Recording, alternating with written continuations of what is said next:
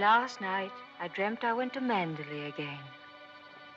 It seemed to me I stood by the iron gate leading to the drive, and for a while I could not enter, for the way was barred to me. Then, like all dreamers, I was possessed of a sudden with supernatural powers and passed like a spirit through the barrier before me. The drive wound away in front of me, twisting and turning as it had always done. But as I advanced, I was aware that a change had come upon it. Nature had come into her own again, and little by little had encroached upon the drive with long, tenacious fingers. On and on wound the poor thread that had once been our drive. And finally, there was Manderley. Manderley, secretive and silent. Time could not mar the perfect symmetry of those walls. Moonlight can play odd tricks upon the fancy. And suddenly it seemed to me that light came from the windows. And then a cloud came upon the moon and hovered an instant like a dark hand before a face. The illusion went with it. I looked upon a desolate shell with no whisper of the past about its staring walls. We can never go back to Manderley again. That much is certain. But sometimes, in my dreams, I do go back to the strange days of my life, which began for me in the south of France.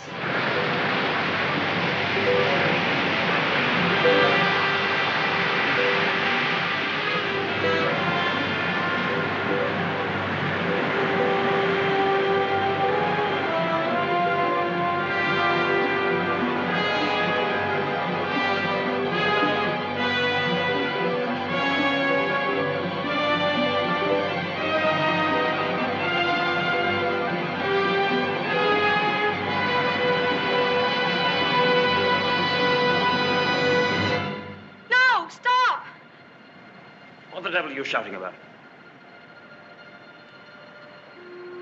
Who are you? What are you staring at? I'm sorry, I didn't mean to stare, but I only thought... Oh, you did it. Well, what are you doing here? I was only walking. Well, get on with your walking. Don't hang about here screaming.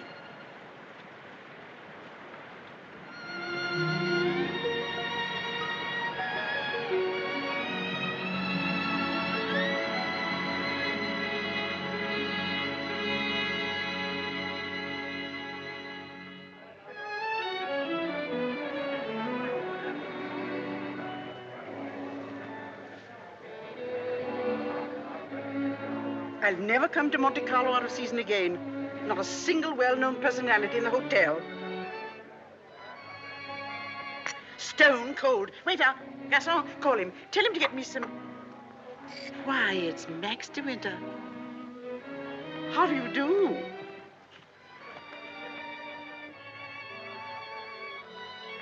How do you do? I'm Edith Van Hopper. It's so nice to run into you here, just when I was beginning to despair of finding any old friends here in Monte. But do sit down and have some coffee.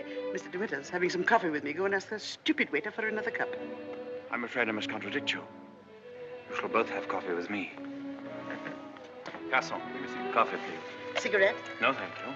You know, I recognized you just as soon as you came in, though I haven't seen you since that night at the casino at Palm Beach. Perhaps you don't remember an old woman like me. Are you playing the tables much here at Monte? No, I'm afraid that sort of thing ceased to amuse me years ago. I can well understand that. As for me, if I had a home like Manderley, I should certainly never come to Monte. I hear it's one of the biggest places in that part of the country, and you just can't beat it for beauty. What do you think of Monte Carlo? Or don't you think of it at all? Oh, well, I think it's rather artificial. She's spoiled, Mr. de Winter. That's her trouble. Most girls will give their eyes for a chance to see Monte. Wouldn't that rather defeat the purpose? Now that we've found each other again, I hope I shall see something of you. You must come and have a drink in my suite. I hope they've given you a good room. The place is empty, so if you're uncomfortable, mind you make a fuss. Your valet is unpacked for you, I suppose. I'm afraid I don't possess one. Perhaps you'd like to do it for me. Well, I hardly think... perhaps you could make yourself useful to Mr. de Winter if he wants anything done. You're a capable child in many ways. That's a charming suggestion, but I'm afraid I cling to the old motto. He travels fastest who travels alone. Perhaps you've not heard of it. Good night. What do you make of that? Do you suppose that sudden departure was intended to be funny? Come, don't sit there gawking. Let's go upstairs. Have you got the key? Yes, Mrs. Van Hopper. I remember when I was younger, there was a well-known writer who used to dart down the back way whenever he saw me coming. I suppose he was in love with me and wasn't quite sure of himself. Well, c'est la vie. By the way, my dear, don't think that I mean to be unkind, but you were just a teeny-weeny bit forward with Mr. de Winter. Your effort to enter the conversation quite embarrassed me, and I'm sure it did him. Men loathe that sort of thing. Oh, come, don't sulk.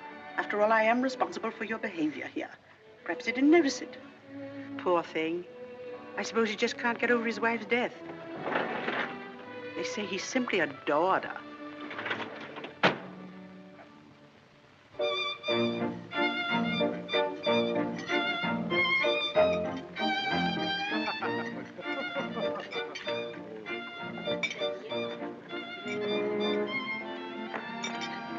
Louis, prenez la commande. Oh, how awkward of me. Oh, what a stupid thing to do. Oh, I'm so sorry. Please don't bother. It doesn't really matter. Oh, leave that, leave that. Go and lay another place at my table. Mademoiselle will have lunch with me. Oh, but I couldn't possibly. Why not? Oh, well, please don't be polite. It's very kind of you, but I'll be all right if they just change the cloth. I wasn't being polite. I should have asked you to have lunch with me, even if we hadn't upset the bars so clumsily. Come along. We needn't talk to each other if we don't feel like it. Well, thank you very much.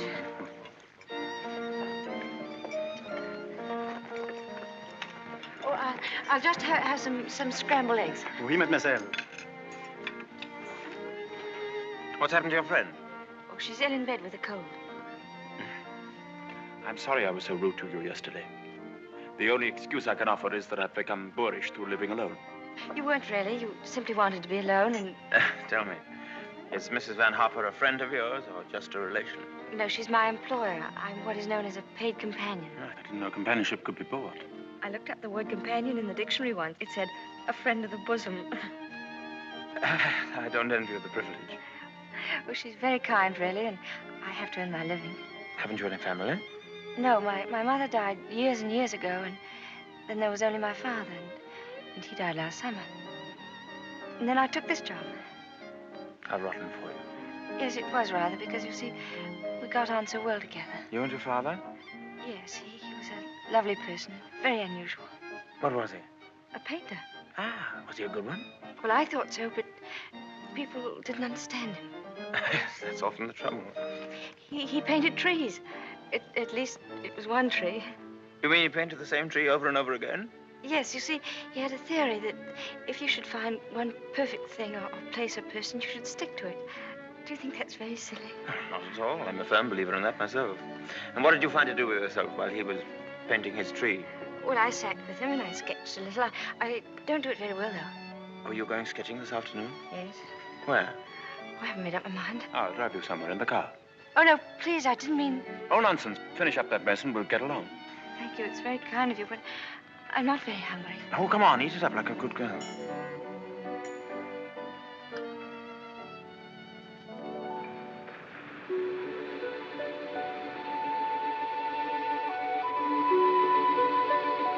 You've taken long enough for that sketch. I shall expect a really fine work of art. Oh, no, don't look at it. It's not nearly good enough. Well, it can't be as bad as all that. Now, don't rub it all out. Let me see it first. Well, it's the perspective. I never can get it Let right. me see, let me see. Oh, dear. Tell me, is it the perspective that gives my nose that curious twist in the middle? Well, you're not a very easy subject to sketch. Your expression keeps changing all the time. Does it? Well, I'd concentrate on the view instead if I were you. Much more worthwhile. Rather reminds me of our coastline at home. Do you know Cornwall at all? Yes, I went there once with my father on holiday. I was in a shop once, and I saw a postcard with a beautiful house on it right by the sea. And I asked whose house it was, and the old lady said, that's Manderley. I felt ashamed for not knowing. Manderley is beautiful. To me, it's just the place where I was born. I've lived in all my life. Now, I don't suppose I shall ever see it again.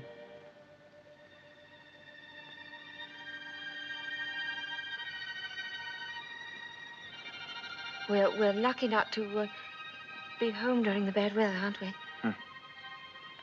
I can't ever remember enjoying swimming in England till June, can you? The water's so warm here that I could stay in all day. There's a dangerous undertow, and there's a man who drowned here last year. I never have any fear of drowning, have you?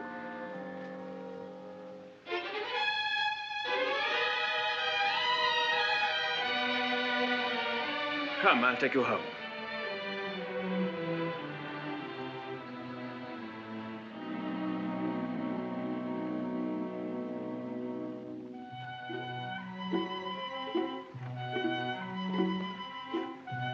Oh, yes. I know Mr. de Winter well. I knew his wife, too. Before she married, she was the beautiful Rebecca Hildreth, you know. She was drowned, poor dear, while she was sailing near Manderley. He never talks about it, of course, but he's a broken man. I suppose I'd better have it. Wretched stuff. Give me a chocolate, quick. Oh, there you are. It's about time. Hurry up. I want to play some rummy.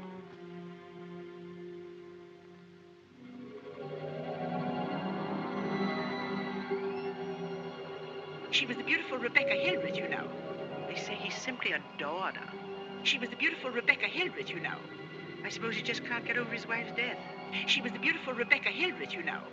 But he's a broken man. Bonjour.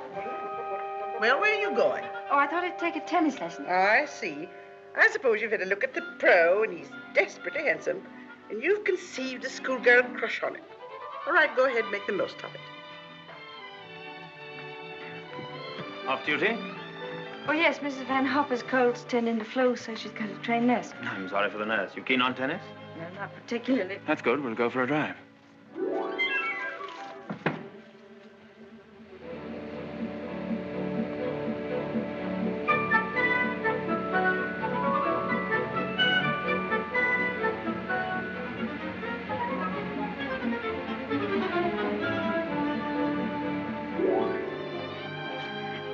Good afternoon, Mrs. Van Hopper. How are you feeling? You got on rather well with him, didn't you? That pro must have been teaching you other things than tennis. Hurry up, I want you to make some calls. Wonder if Mr. de Winter is still in the hotel.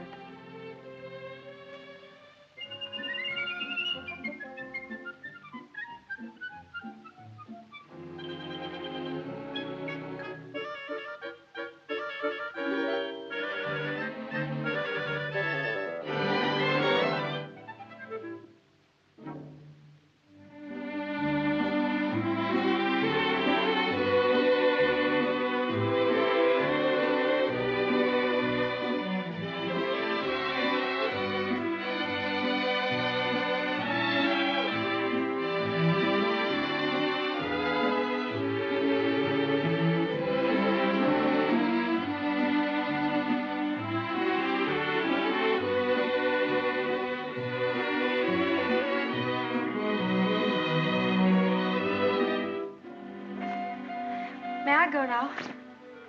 For the number of lessons you've had, you ought to be ready for Wimbledon. But this will be your last, so make the most of it. Trouble is, with me laid up like this, you haven't had enough to do. But I'm getting rid of that nurse today, and from now on, you'll stick to your job. Yes, Mrs. Van Hopper. Nurse, Yes, Miss Van Hopper? are you absolutely sure you left those messages for Mr. de Winter? Why, yes, madame. I simply can't believe it. He would most certainly have called me back. Oh, well, poor boy. I simply hate to see him so alone.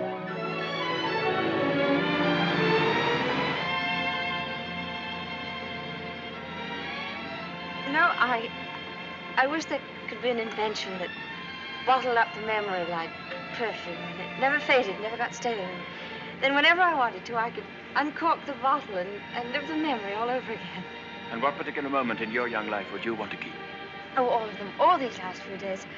I feel as though I'd collected a whole shelf full of bottles. Sometimes, you know, those little bottles contain demons that have a way of popping out at you just as you're trying most desperately to forget.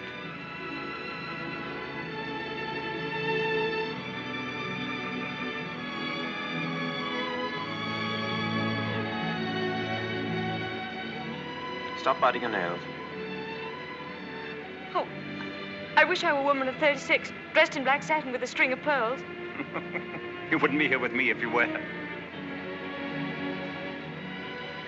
Would you please tell me, Mr. De Winter, why you asked me to come out with you? Well, it's obvious that you want to be kind, but why do you choose me for your charity?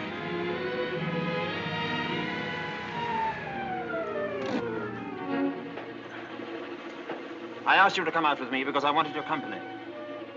You've blotted out the past for me more than all the bright lights of Monte Carlo. But if you think I just asked you out of kindness or charity, you can leave the car now and find your own way home. Go on, open the door and get out.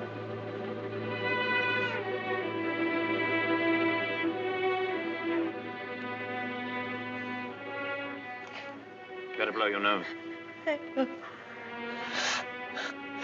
Please don't call me Mr. De Winter. I've a very impressive array of first names. George, Fortescue, Maximilian. But you needn't bother with them all at once. My family call me Maxim. And another thing. Please promise me never to wear black satin or pearls. Or to be 36 years old. Yes, Maxim.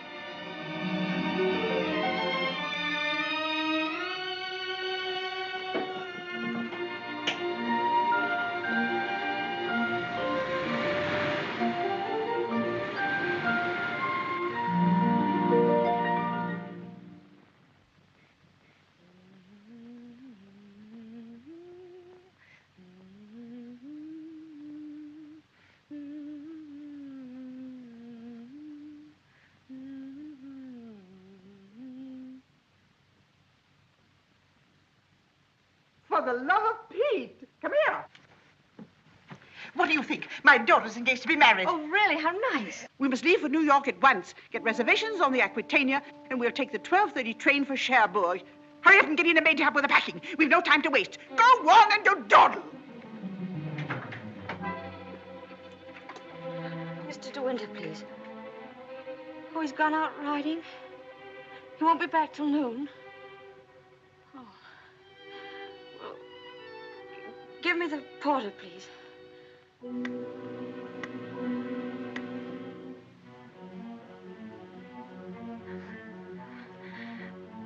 I'll go and see if there's anything left in my room.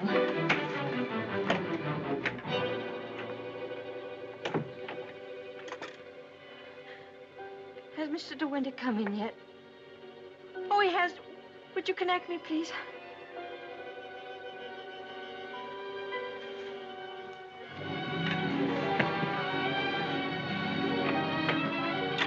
Oh, I was looking for my book. I suppose I've packed it. Well, come on. The car's waiting at the door.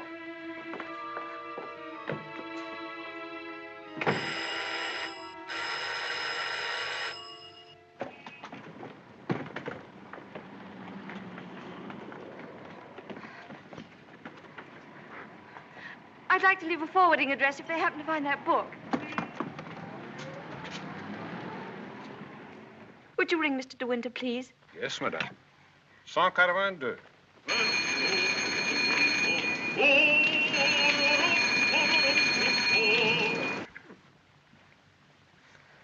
There isn't any answer. Thank you. Tell her to hurry up. Yes, madame. I was looking for Mr. De Winter. Mr. De Winter just ordered breakfast in his room, mademoiselle. Come in.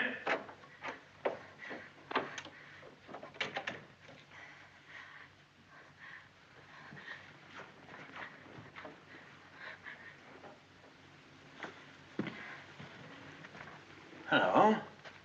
What are you doing here? Anything the matter? I've come to say goodbye.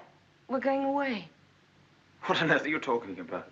It's true. We're going now, and I was afraid I wouldn't see you again.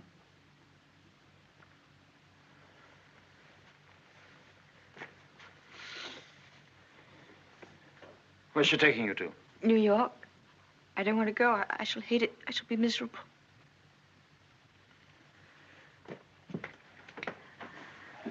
I'll dress in here. I shan't be long. Which would you prefer?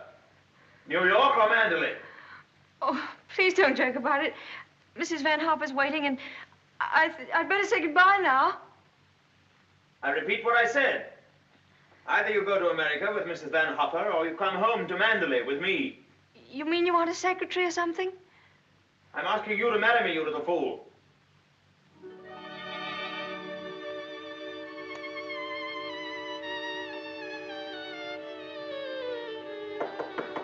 Come in. Is that my food? I'm famished. I didn't have any breakfast.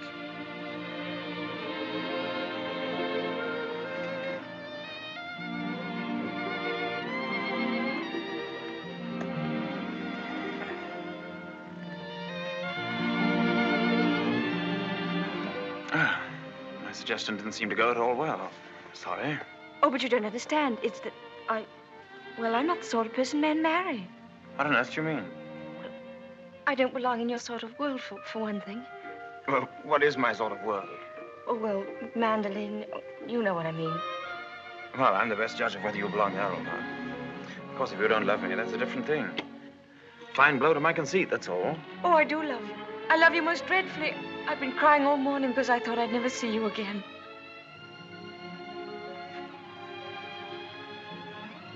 Bless you for that. I'll remind you of this one day. You won't believe me. It's a pity you have to grow up. Oh, now that's settled. You may pour me out some coffee. 2 lumps of sugar and some milk, please. Same with my tea, don't forget. Who's going to break the news to Mrs. Van Hopper? Shall you or shall I? Oh, you tell it. She'll be so angry. What's the number of her room? Oh, she's not there. She's downstairs in the car. Hello? Give me the date, please. Hello? You'll find Mrs. Van Hopper waiting outside in her car. Would you ask her with my compliments if she'd very kindly come up and see me in my room? Yes, in my room. Mr. De Winter says, please, for you to come up to his room. Mr. De Winter? Why, certainly.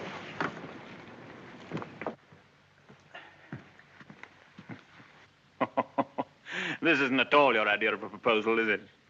It should be in a conservatory. You in a white frock with a red rose in your hand, and a violin playing in the distance, and I should be making violent love to you behind a palm tree. Poor darling. Never mind. Oh, I don't mind. Don't worry, don't worry. You won't have to say a word. I'm so glad you called me, Mr. De Winter. I was making a hasty departure. It was so rude of me not to let you know. But a cable came this morning announcing that my daughter is engaged to be married. That's rather a coincidence, Mrs. Van Hopper. I asked you up here in order to tell you of my engagement. You don't mean it? Oh, how perfectly wonderful. How romantic. Who is the lucky lady? I apologize for depriving you of your companion in this abrupt way. I do hope it won't inconvenience you too greatly. When did all this happen? Just now, Mrs. Van Hopper. Just a few minutes ago. I simply can't believe it. And I suppose I ought to scold you for not having breathed a word of all of this to me. What am I thinking of? I shall give you both my congratulations and my blessings. I'm very happy for you both. When and where is the wedding to be? Here, as soon as possible. A whirlwind romance. Splendid. I could easily postpone my sailing for a week. This poor child has no mother, so I shall take responsibility for all the arrangements. Trousseau, reception, and everything, and I'll give the bride away. My luggage. Go down and tell the porter to take everything out of the car. Just a minute. We're most grateful, Mrs. Van Hopper, but I think we'd both prefer to have it all as quiet as possible. And I couldn't possibly allow you to change your sailing plans. Oh, but... No. Dear, I'll go down and see that your luggage is brought back. Thank you, Maxim. So this is what's been happening during my illness. Tennis lessons, my foot. I suppose I have to hand it to you for a fast worker. How did you manage it? Still waters certainly run deep.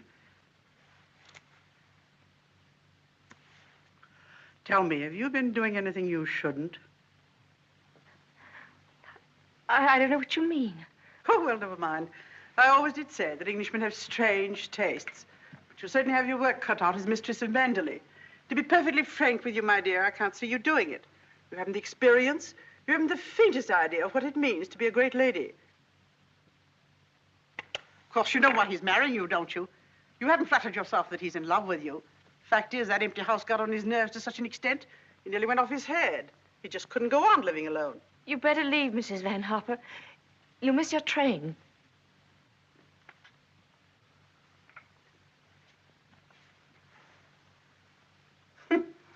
Mrs. de Winter.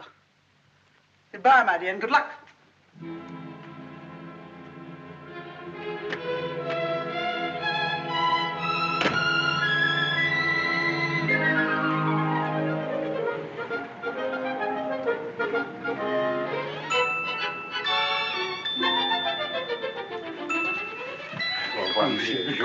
Merci. Votre vive sourire.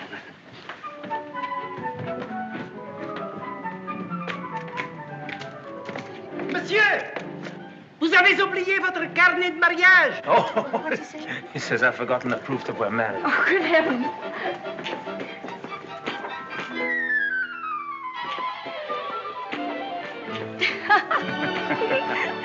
Ah, somebody else had the same idea.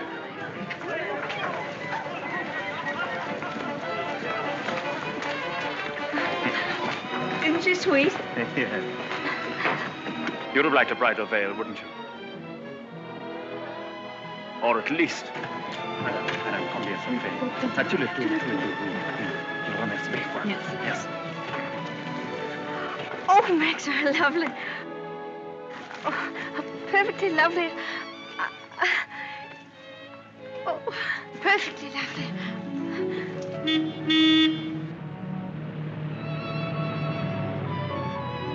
Welcome home, Mr. de Winter. Thank you, Smith.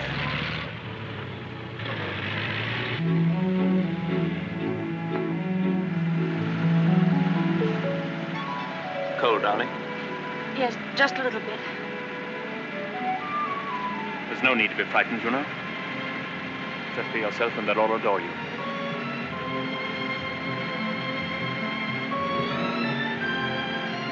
You don't have to worry about the house at all. Mrs. Danvers is the housekeeper. Just leave it to her.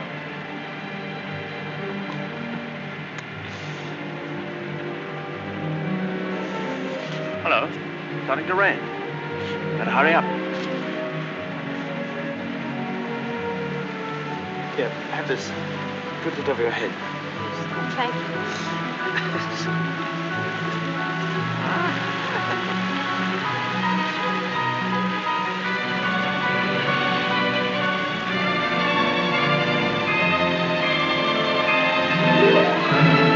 That's it. That's Manderley.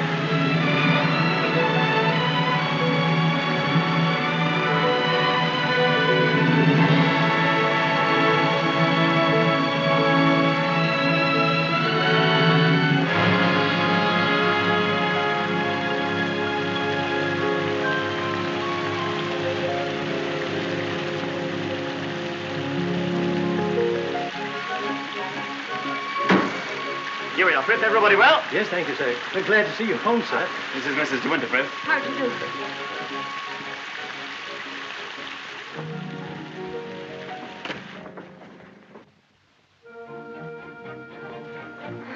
Oh, I didn't expect the whole staff to be in attendance. Mr. Danvers' orders, sir. Oh, sorry about this. Won't take long.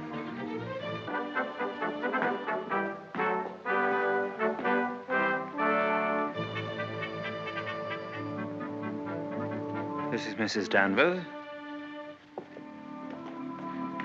How do you do? How do you do? I have everything in readiness for you. That's very good of you. I didn't expect anything.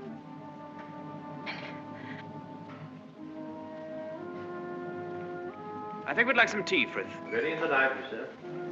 Come along, darling.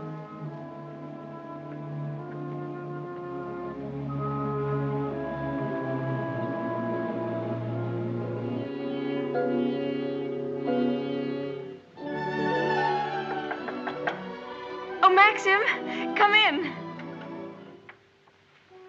Oh, good evening, Mrs. Danvers. Good evening, madam.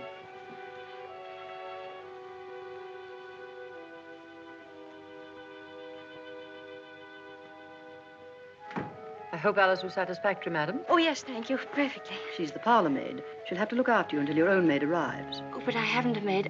I'm sure Alice will do very nicely. I'm afraid that would not do for very long, madam. It's usual for ladies in your position to have a personal maid. I hope you approve the new decoration of these rooms, madam. Oh, I didn't know it'd been changed. I hope you haven't been to too much trouble. I only followed out Mr. De Winter's instructions. Oh, well, what did it look like before? It had an old paper and different hangings. It was never used much, except for occasional visitors. Oh, then it wasn't Mr. De Winter's room originally. No, madam. He's never used the east wing before.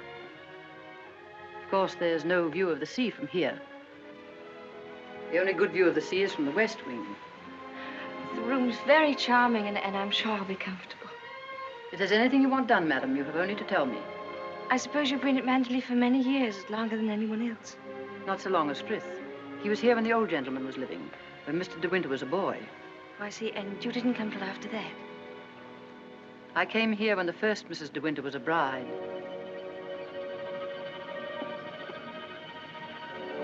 Mrs. Danvers, I do hope we'll be friends. You must be patient with me. This sort of life is new to me, and I do want to make a success of it and make Mr. De Winter happy, so I know I can leave all the household arrangements to you. Very well. I hope I shall do everything to your satisfaction, madam. I've managed the house since Mrs. De Winter's death, and Mr. De Winter has never complained.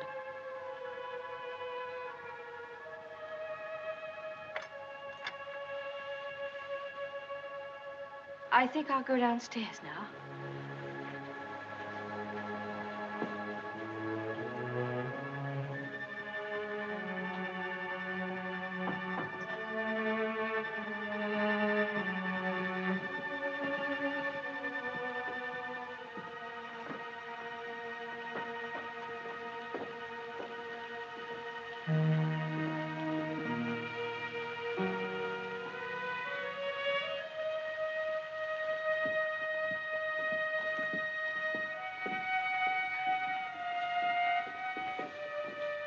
That room in the west wing I was telling you about is there through that door. It's not used now. It's the most beautiful room in the house. The only one that looks down across the lawns to the sea. It was Mrs. De Winter's room.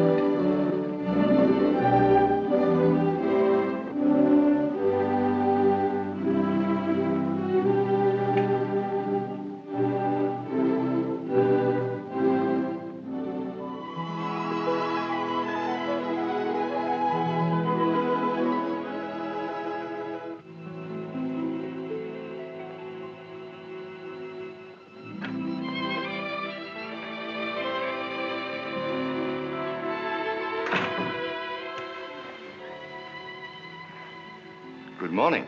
Good morning. You're Mrs. De Winter, aren't you? Yes. My name's Crawley. I manage the estate for Maxim. Awfully glad to meet you. There's a fearful lot of stuff piled up while Maxim was away. Yes, I'm sure there must have been. I do wish I could help with some of it. Oh, no. Frank never allows anybody to help him. He's like an old mother hen with his bills and rents and taxes. Come on, Frank, we must go over these estimates. I'll get my papers. You'll find quantities of breakfast over there, but you must eat it all or cook will be mortally offended. Well, I'll do my best, Maxim. I have to go over the place with Frank just to make sure that he hasn't lost any of it. You'll be all right, won't you? Getting acquainted with your new home. Have a look at the Times. There's a thrilling article on what's the matter with English cricket. Oh, yes. My sister Beatrice and her husband, Giles Lacey, have invited themselves over for lunch. Today? Yes. I suppose the old girl can't wait to look you over. You'll find her very direct. If she doesn't like you, she'll probably tell you so to your face. Don't worry, darling. I'll be back in time to protect you from her. Goodbye, darling. Goodbye, Maxim. Goodbye. Goodbye.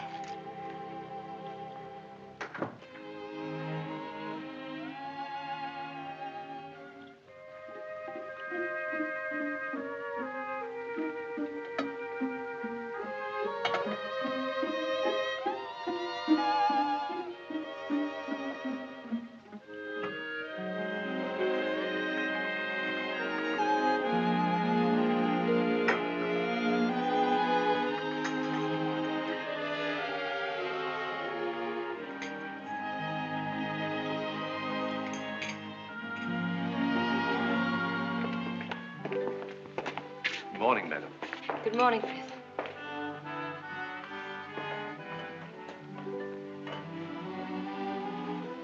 Isn't there anything I could get for you, madam? Oh, no, thank you, Frith. I'm really not very hungry.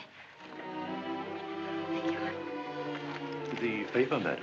Oh, yes, thank you, Frith.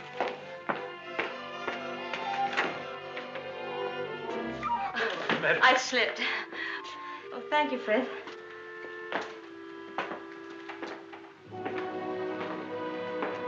It's big, isn't it? Yes, madam. Manderley is a big place. This was the banquet hall in the old days.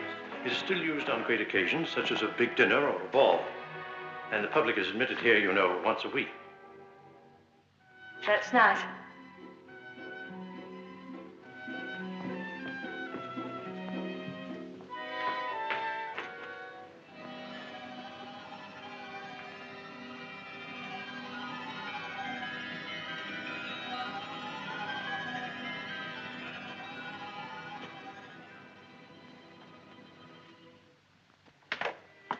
I beg pardon, madam. I'm afraid the fire is not usually lit in the library until the afternoon, but you'll find one in the morning room. Of course, if you wish this fire lit now, madam. Oh, no, Frith, I wouldn't dream. Mrs. de Winter, I mean the late Mrs. de Winter always did her correspondence and telephoning in the morning room after breakfast. Thank you, Frith.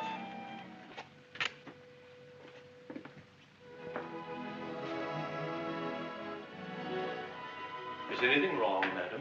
Oh, no.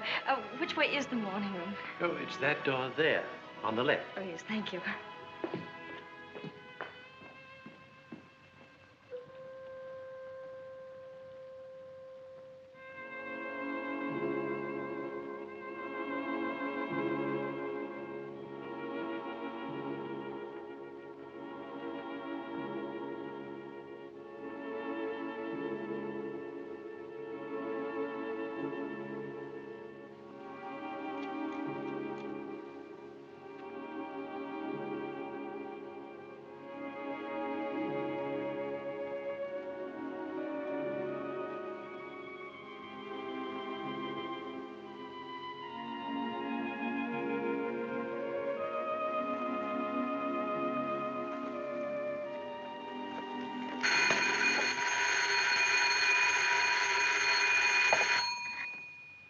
Mrs. de Winter? Oh, I'm afraid you've made a mistake. Mrs. de Winter's been dead for over a year. Oh, I mean... Oh, that was the house telephone, madam. Probably the head gardener wishing instructions. Did you want to see me, Mrs. Danvers? Mr. de Winter informed me that his sister, Mrs. Lacey, and Major Lacey are expected for luncheon. I'd like to know if you approve of the menu. Oh, well, I'm sure it's very suitable, very nice indeed. You'll notice, madam, that I've left a blank space for the sauce. Mrs. de Winter was most particular about sauces. Let's have whatever you think that Mrs. de Winter would have ordered. Thank you, madam. When you've finished your letters, Robert will take them to the post. My letters? Oh, yes, of course. Thank you, Mrs. Danvers.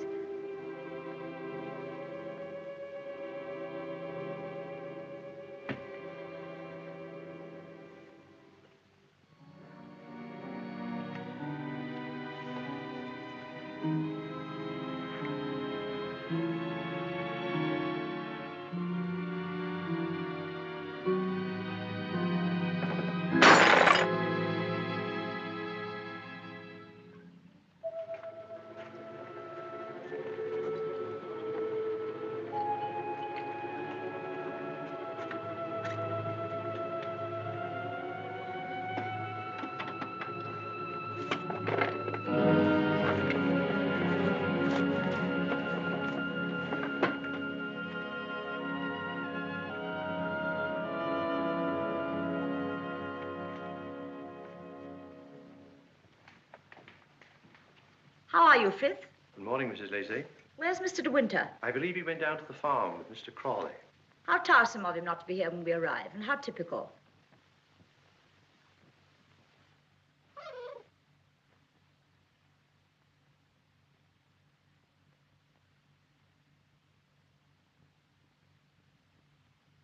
I must say old Danvers keeps the house looking lovely. She certainly learnt that trick of arranging flowers from Rebecca. I wonder how she likes it now, being ordered about by an ex-chorus girl. Now, where on earth did you get the idea she's an ex-chorus girl? He picked her up in the south of France, didn't he? What if he did? Well, I mean to say, there you are.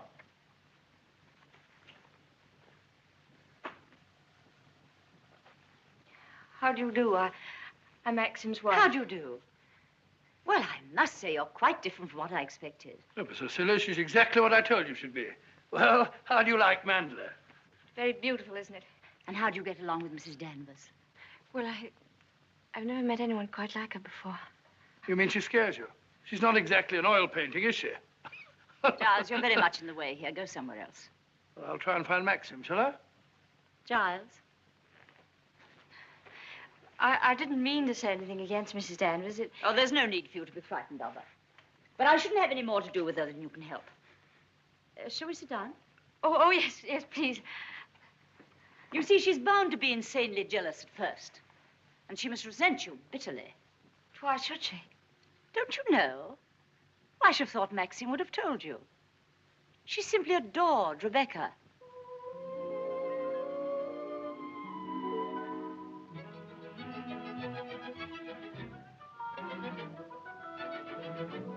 How are you, Robert? Quite well, thank you, madam. Still having trouble with your teeth?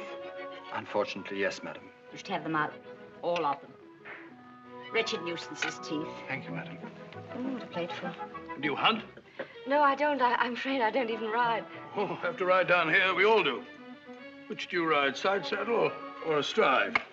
Oh, yes, of course, I forgot you don't, do you? You must. Nothing else to do down here. Maxim, when are you going to have parties here again, like the old days? Oh, I haven't thought about it. But everyone's dying to see you, and... Yes, I bet they are. Why don't you have the masquerade ball again this summer? My dear, you fond of dancing? Well, I love it, but I'm not very good at it. Do you rumble?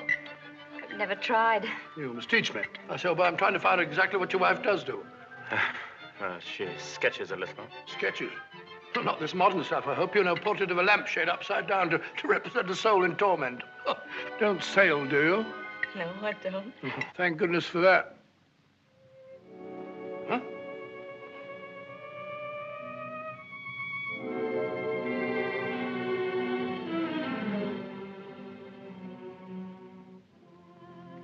You're very much in love with Maxim, aren't you? Yes, I can see you are. Don't mind my saying so, but why don't you do something about your hair? Why don't you have it cut or sweep it back behind your ears?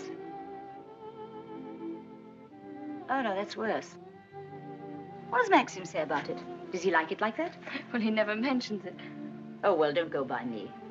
I can see by the way you dress you don't care a hoot how you look. But I wonder Maxim hasn't been at you. He's so particular about clothes. I don't think he ever notices what I wear. Oh, well, he must have changed a lot then. You mustn't worry about old Maxim and his moves. One never knows what goes on in that quiet mind of his. Often he gets into a terrible rage. And when he does... But I don't suppose he'll lose his temper with you. You seem such a placid little thing. Come on, old girl. We've got to be on the first tee at 3 o'clock. All right, I'm coming. Well, goodbye, Maxim, old boy. Goodbye, Giles. Thanks for coming, old boy. Goodbye, my dear. Forgive me for asking you so many rude questions. We both really hope you'll be very happy. Thank you, Beatrice. Thank you very much. And I must congratulate you upon the way Maxim looks. We were very worried about him this time last year. But then, of course, you know the whole story. Goodbye, Beatrice. Goodbye, old boy. Yes, there is.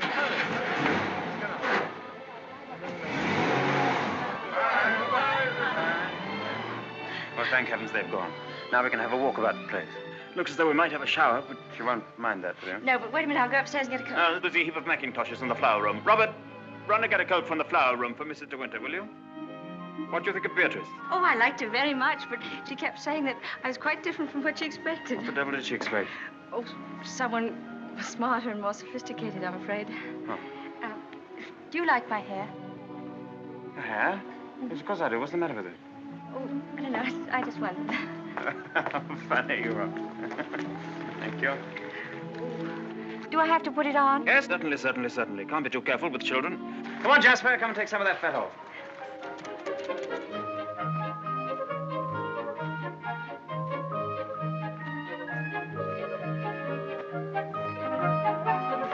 Jasper!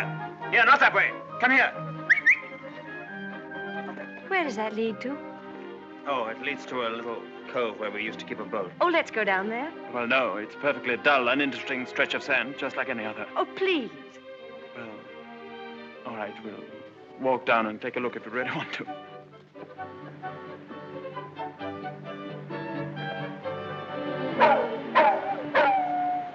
That's Jasper. There must be something wrong. Perhaps he's hurt himself. No, he's all right. Leave him alone. Don't you think I better go and see? Don't bother about him, I tell you. He can't come to any harm. He'll find his own way back.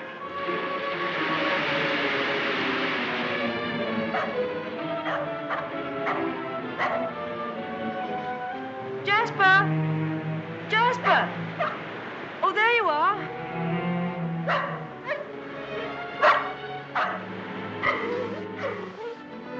What do you want in there, Jasper? Come on. Come on home. Let's go home. Jasper!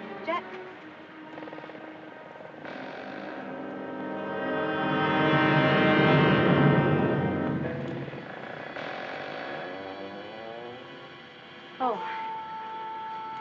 I didn't know that there was anybody. I know that dog. He comes for the house. He ain't yourn. No, he's Mr. De Winter's dog. Have you anything I could tie him with?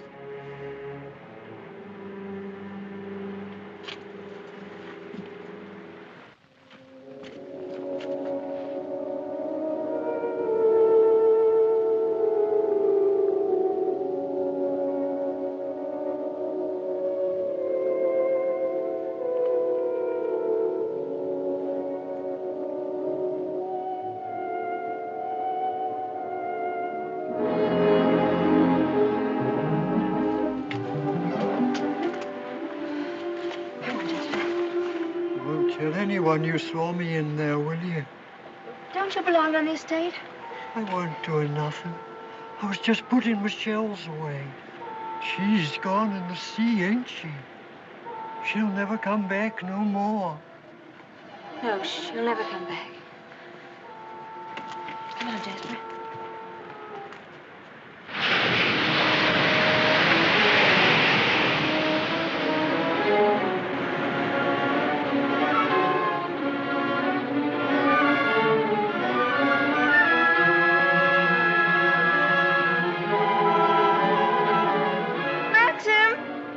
What's the matter?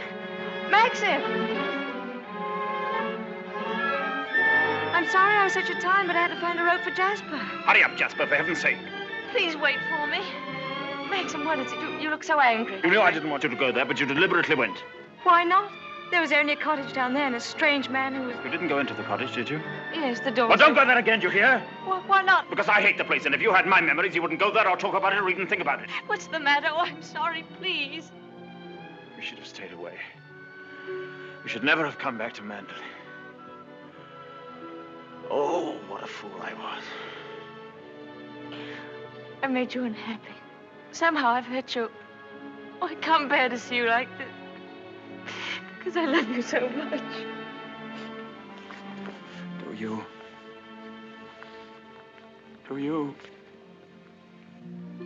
Ah, I've made you cry. Forgive me. I sometimes seem to fly off the handle for no reason at all. Don't I? Come. We go home and have some tea and forget all about it. Yes, let's forget all about it. Here, let me have Jasper.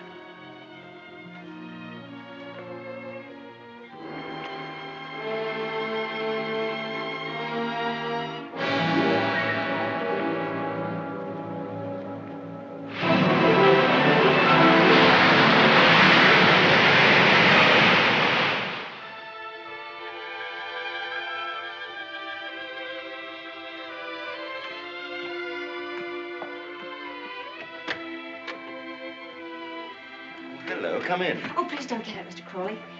I was just wondering if you meant what you said the other day about showing me the run of things. Of course I did. What are you doing now? Notifying all the tenants that in celebration of Maxim's return with his bride, this week's rent will be free. Oh, was that Maxim's idea? Oh, yes. All the servants get an extra week's wages, too. Oh, he didn't tell me. Can't I help you? I could at least take the stamps. Well, it's terribly nice of you. Won't you sit down? Oh, yes, thank you.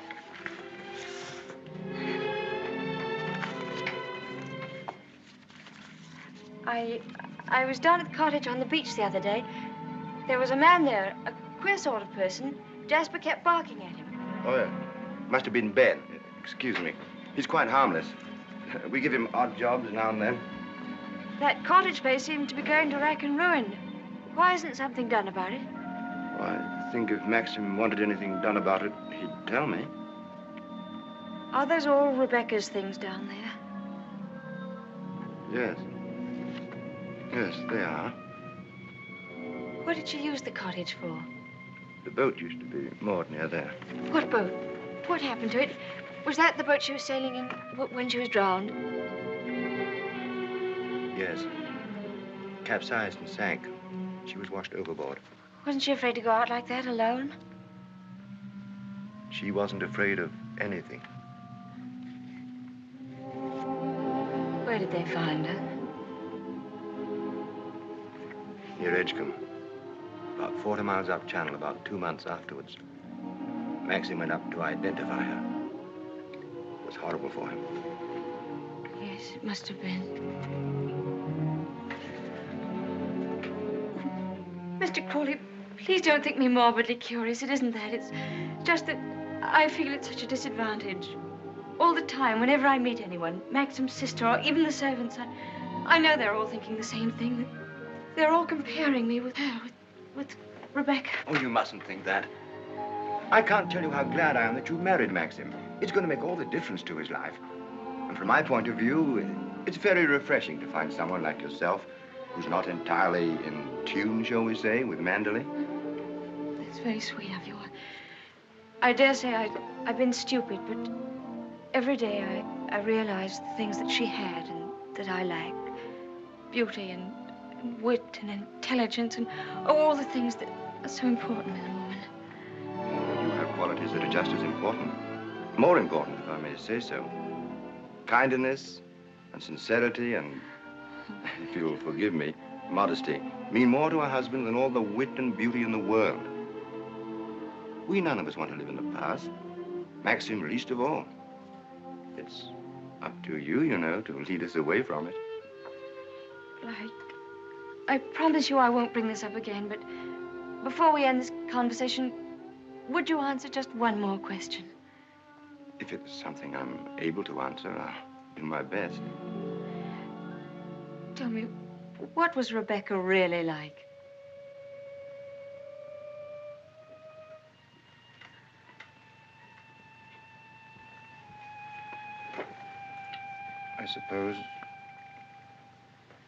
I suppose she was the most beautiful creature I ever saw.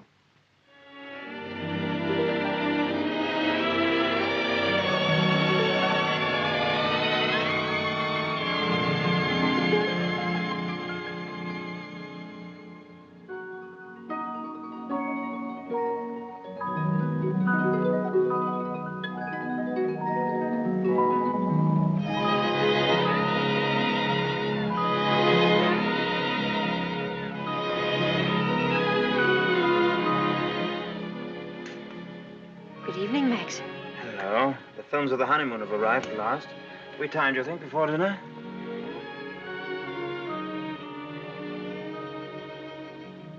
What on earth have you done to yourself? Oh, nothing. I just ordered a new dress from London. I hope you don't mind. Oh, no. Well, do you think there's something's right for you? Doesn't seem your type at all. I thought you'd like it. And what have you done to your hair?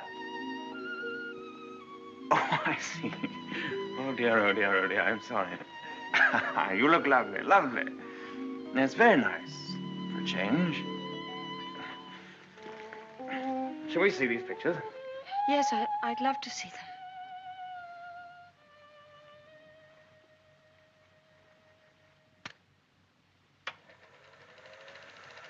Ah, look now. Oh, look at that. Wasn't it wonderful, darling? Can't we go back there someday? Yes, of course, of course. Ah, look at you. Won't our grandchildren be delighted when they see how lovely you were? Oh, look at you. Yes. Oh, Oh, I see. Oh, I like that. Look at that. That's very nice. Oh, remember that. Yes. Oh, I wish our honeymoon could have lasted forever, Maxim. Oh, dash it, look. Oh, hang it. Threaded it up wrong, as usual, or something. Yes, Frith, what is it? Excuse me, sir. May I have a word with you? Yes. Come in. It's about Robert, sir. There's been a slight unpleasantness between him and Mrs. Danvers. Oh, dear. Robert is very upset. Well, this is trouble. What is it?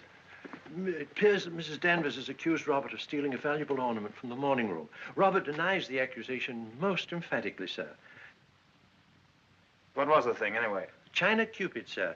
Oh, dear, that's one of our treasures, isn't it? Well, tell Mrs. Danvers to get to the bottom of it somehow and tell her I'm sure it wasn't Robert. Very good, sir. Oh, why do they come to me with these things? That's your job, sweetheart. Maxim, I wanted to tell you, but, well, I forgot. The fact is, I broke the China Cupid. You broke it? Now, why on earth didn't you say something about it when Frith was here? I don't know. I didn't like to. I was afraid he'd think me a fool. Well, you think you're much more of a fool now. You'll have to explain to him and Mrs. Danvers. Oh, no, Maxim. You do it. I'll go upstairs. Don't be such a little idiot, darling. Anybody would think you were afraid of them. It's all a mistake, Mrs. Danvers. Apparently, Mrs. de Winter broke the cupid herself and forgot to say anything about it. I'm so sorry. I never thought that I'd get Robert into trouble. Is it possible to repair the ornament, madam? No, I'm afraid it isn't. It was smashed into pieces. What did you do with the pieces? Well, I put them at the back of one of the drawers in the writing desk. Well, it looks as though Mrs. de Winter were afraid you were going to put her in prison, doesn't it, Mrs. Danvers? Well, never mind. Do what you can to find the pieces, see if they can be mended, and above all, tell Robert to dry his tears. I shall apologize to Robert, of course. Perhaps if such a thing happens again, Mrs. de Winter will tell me personally. Yes, yes, all right. Thank you, Mrs. Danvers.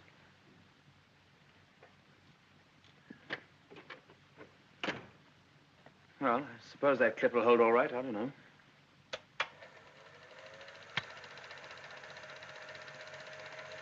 I'm awfully sorry, darling. It was very careless of me.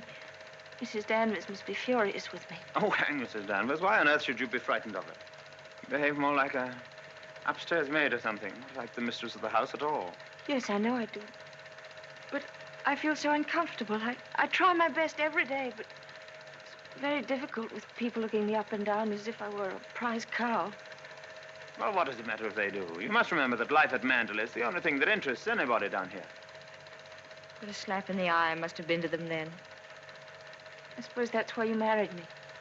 Because you knew I was dull and gauche and inexperienced, and there could never be any gossip about me. Gossip? What do you mean? I don't know. I just said it for something to say. Don't look at me like that. Maxim, what's the matter? What have I said?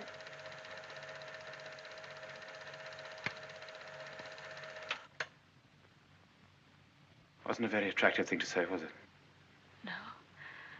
It was rude, hateful.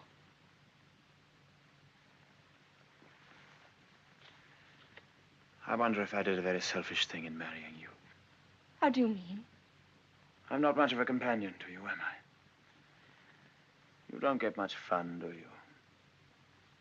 You ought to have married a boy. Someone of your own age. Maxim, why do you say this? Of course we're companions. Are we? I don't know. I'm very difficult to live with. No, you're not difficult. You're easy, very easy. Our marriage is a success, isn't it? A great success? We're happy, aren't we? Terribly happy.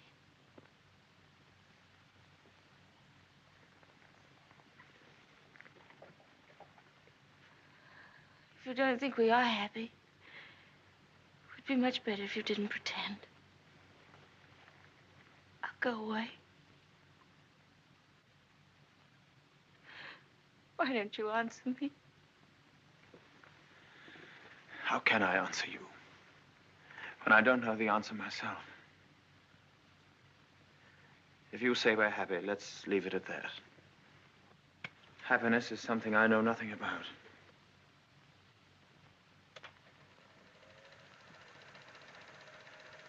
Oh, look. There's the one when I left the camera running on the tripod, remember?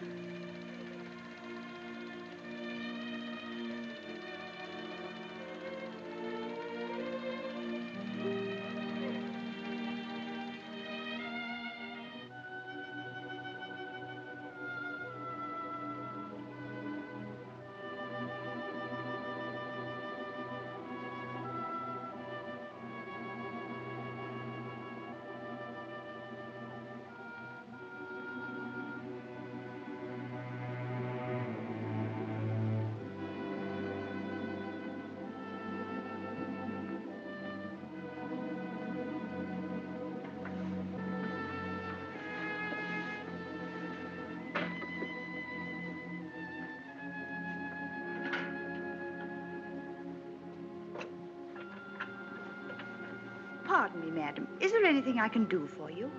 Yes, I'm all right, Hilda. Thank you very much. I'll bring the sandwiches immediately, madam.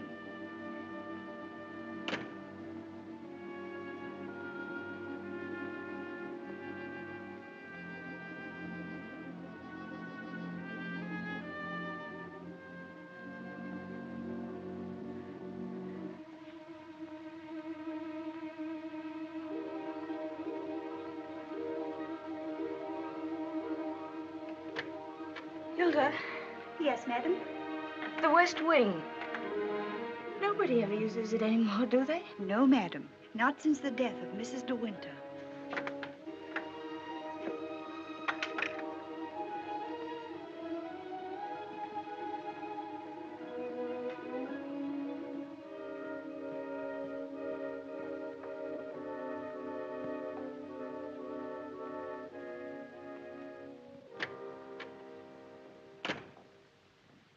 Come along, Mr. Jack, or someone may see you.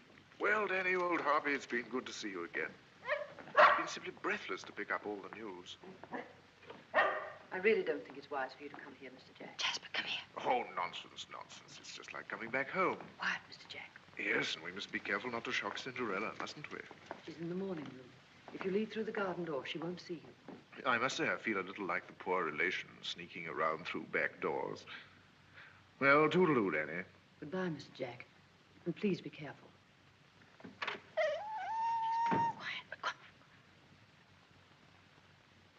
Looking for me? Oh, I didn't make you jump, did I? No, of course not. I didn't quite know who it was. Yes. You're pleased to see me, aren't you, old boy? I'm glad there's someone in the family to welcome me back to Manderley. And, how is dear old Max? Very well, thank you. I hear he went up to London, left his little bride all alone. It's too bad. Isn't he rather afraid that somebody might come down and carry you off? Danny, all your precautions were in vain. The mistress of the house was hiding behind the door. Oh, what about presenting me to the bride? This is Mr. Favell, madam. How do you do? How do you do? Won't you have some tea or something? Well, now, isn't that a charming invitation? I've been asked to stay to tea, Danny, and I have a good mind to accept. Oh, well, perhaps you're right. Pity, just we're getting on so nicely. We mustn't lead the young bride astray, must we, Jasper? Goodbye. It's been fun meeting you. Oh, and by the way, it would be very decent of you if you didn't mention this little visit to your revered husband. He doesn't exactly approve of me. Very well. That's very sporting of you. I wish I had a young bride of 3 months waiting for me at home.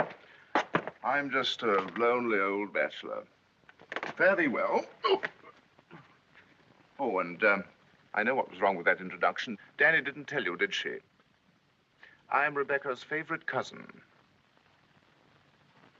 Toodaloo.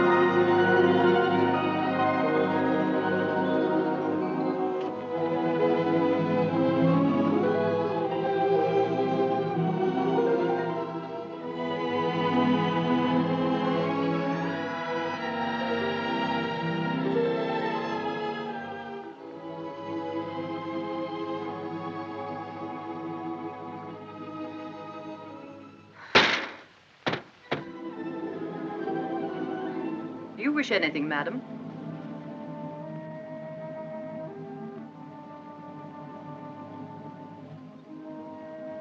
I didn't expect to see you, Mrs. Danvers. I noticed that the window wasn't closed, and I came up to see if I could fasten it.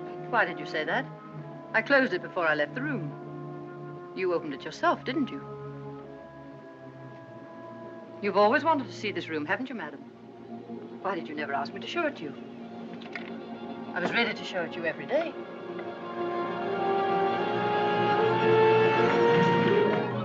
It's a lovely room, isn't it? Loveliest room you've ever seen. Everything is kept just as Mrs. de Winter liked it. Nothing has been altered since that last night. Come, I'll show you her dressing room. This is where I keep all her clothes. You would like to see them, wouldn't you?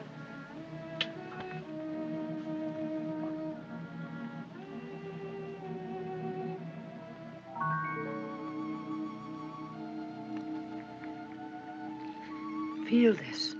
It was a Christmas present from Mr. de Winter. He was always giving her expensive gifts the whole year round. I keep her underwear on this side. They were made specially for her by the nuns in the convent of St. Clair. I always used to wait up for her, no matter how late. Sometimes she and Mr. de Winter didn't come home until dawn. While she was undressing, she'd tell me about the party she'd been to. She knew everyone that mattered. Everyone loved her. When she'd finished her bath, she'd go into the bedroom and go over to the dressing table.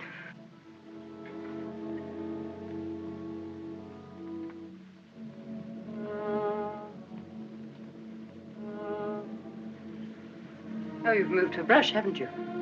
There, that's better. Just as she always laid it down. Come on, Danny. Hair drill, she would say. I'd stand behind her like this and brush away for 20 minutes at a time. And then she would say, "Good night, Danny," and step into her bed.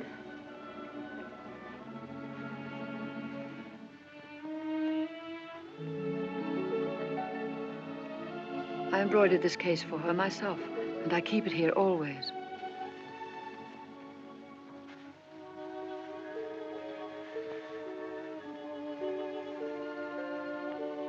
Did you ever see anything so delicate?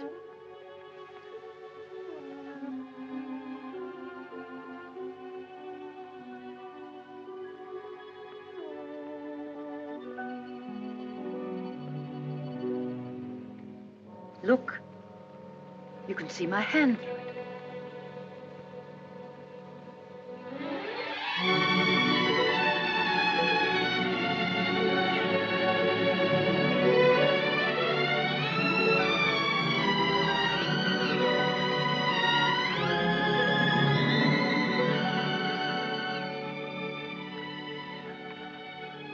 You wouldn't think she'd been gone so long, would you? Sometimes when I walk along the corridor, I fancy I hear her just behind me. That quick, light step. I couldn't mistake it anywhere. It's not only in this room. It's in all the rooms in the house. I can almost hear it now. Do you think the dead come back and watch the living? No, I don't believe it. Sometimes. I wonder if she doesn't come back here to Manderley. Watch you and Mr. de Winter together. You look tired. Why don't you stay here a while and rest? And listen to the sea. So soothing. Listen to it.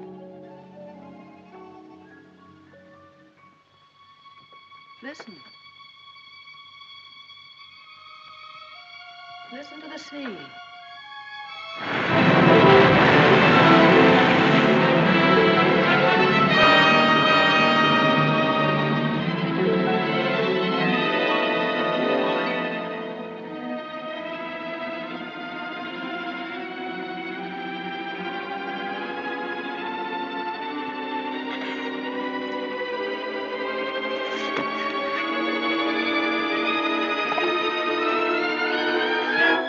Mrs. Danvers, I wish to see her immediately.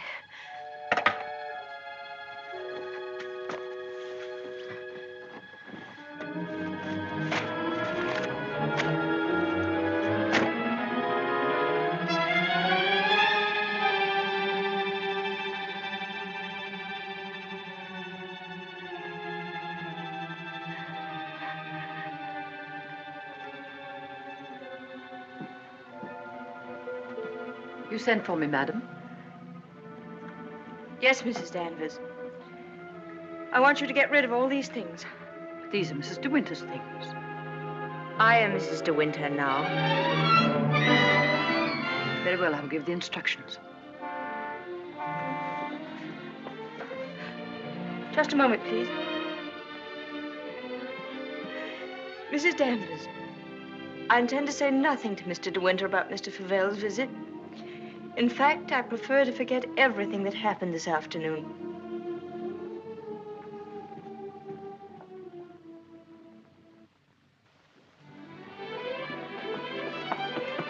Maxim, you've been gone all day. Choking.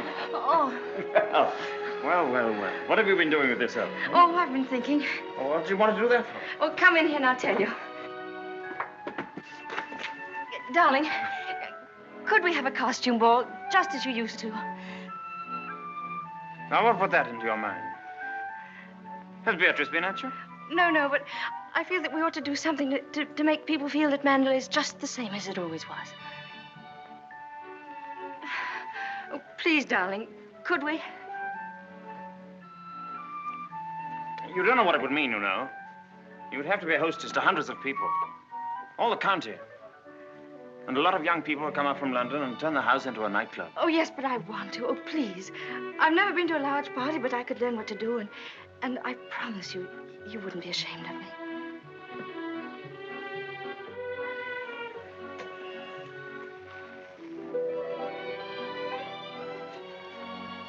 All right, if you think you'd enjoy it. You better get Mrs. Danvers to help you, hadn't you? No, I don't need Mrs. Danvers to help me. I can do it myself. Oh, all right, my sweet. Oh, thank you, darling. Thank you. Well, what'll you go as? Oh, I never dress up. That's the one privilege I claim as the host. What will you be, Alice in Wonderland with that ribbon around your hair? No, I won't tell you. I'll design a costume all by myself and give you the surprise of your life.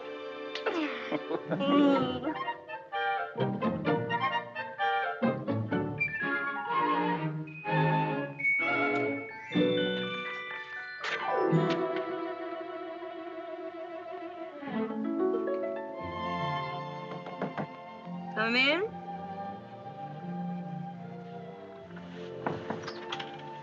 Robert found these sketches in the library, madam. Did you intend throwing them away? Yes, Mrs. Danvers, I did. They were just some ideas I was sketching for my costume for the ball. Hasn't Mr. de Winter suggested anything? No, I want to surprise him. I don't want him to know anything about it. I merely thought that you might find a costume among the family portraits that would suit you. Oh, you mean those at the top of the stairs? I'll go and look at them.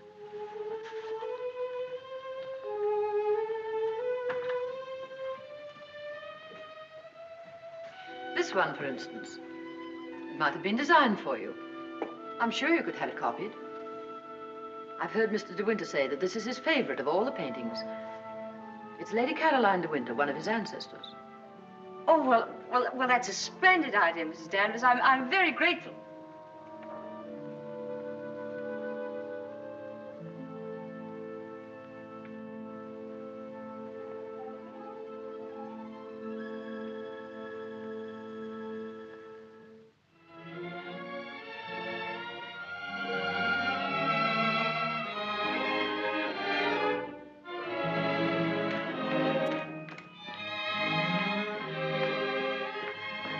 Everything under control, Frith?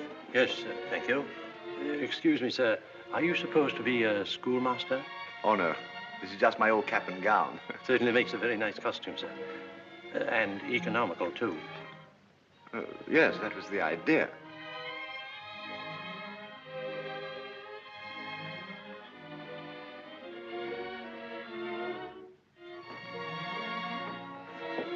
Evening, Robert. Not very good weather for the ball. No, sir. Very misty on the way, and very chilly. Oh, this wig's so tight they ought to have sent an aspirin with it. Hello. Oh. What's the idea, Adam and Eve? Oh, Maxim, don't be disgusting. Strong man, old man. Oh. Where's my weight thing? What thing? You haven't left it in the car, have you? Oh. Oh, there it is. You were the first one down. Yes. Where's the child? And she's keeping her costume a terrific secret. Wouldn't even let me into her room. Oh, lovely. I'll go up and give her a hand. I could do with a drink. Won't you catch cold in that thing? Don't be silly. Pure wool, old boy. Pardon me, sir. You forgot this.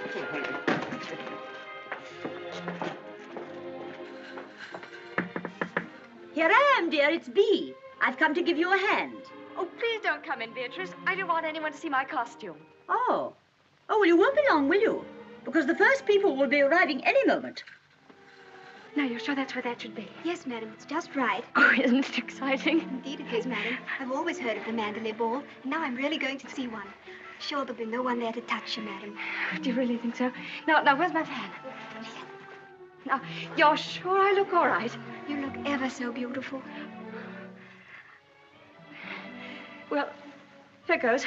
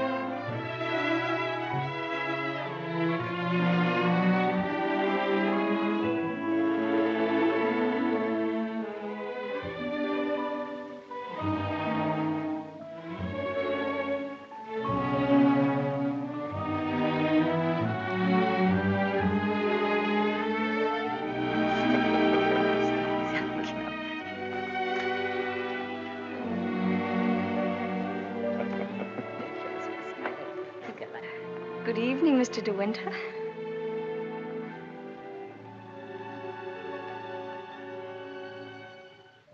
What the devil do you think you're doing? But it's the picture, the one in the gallery. What is it? What have I done? Go and take it off. Doesn't matter what you put on, anything will do. What are you standing there for? Didn't you hear what I said? Sir George and Lady Moore. Dudley Tennant, Admiral and Lady Burbank.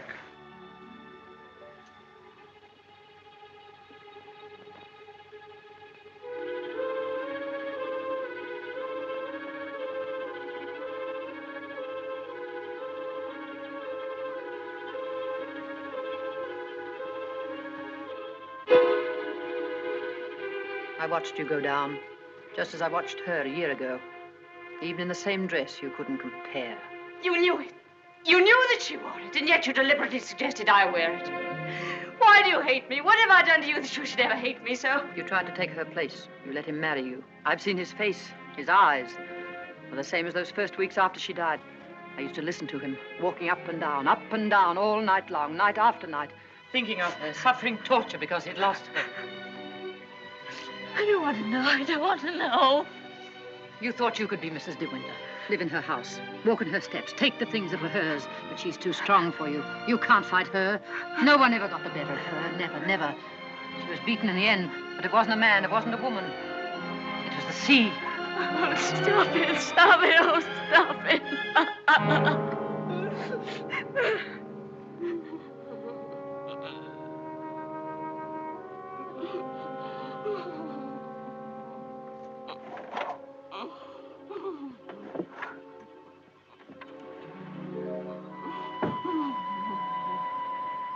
You're overwrought, madam. I've opened a window for you. A little air will do you good.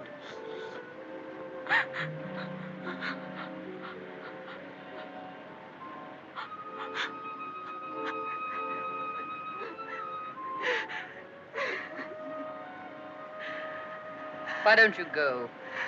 Why don't you leave Manderley? He doesn't need you. He's got his memories. He doesn't love you. He wants to be alone again with her. You've nothing to stay for. You've nothing to live for, really, have you? Look down there. It's easy, isn't it? Why don't you? Why don't you? Go on. Go on. Don't be afraid.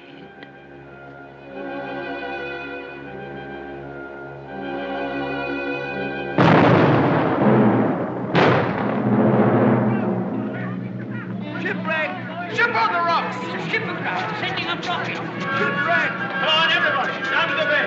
Notify the Coast Guard! She's aground! Maxim! Maxim! Ship ashore! Come on, everybody! Come on! Maxim! Maxim!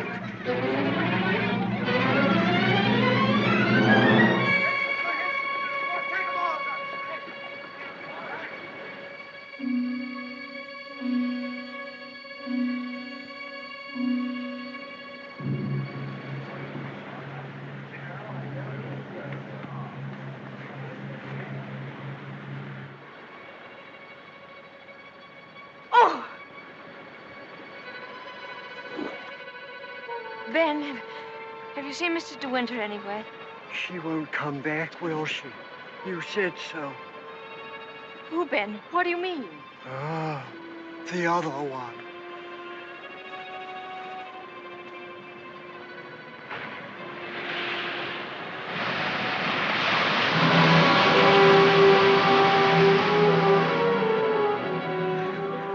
Frank, have you seen Maxim anywhere? Not since about half an hour ago. I thought he'd gone up to the house. No, he hasn't been in the house at all, and I'm afraid something might have happened to him. Frank, what's the matter? Is anything wrong? There is something wrong. Well, the diver who went down to inspect the bottom of the ship came across the hull of another boat. A little sailboat. Frank, is it? Yes. It's Rebecca's. How did they recognize it? It was a local man. Knew it instantly. It'll be so hard on poor Maxim. Yes. It's going to bring it all back again. And worse than before. Why did they have to find it? Why couldn't they have left it there in peace at the bottom of the sea? Why? Better get along and arrange some breakfast for the men. All right, Frank, I'll go and look for Maxim.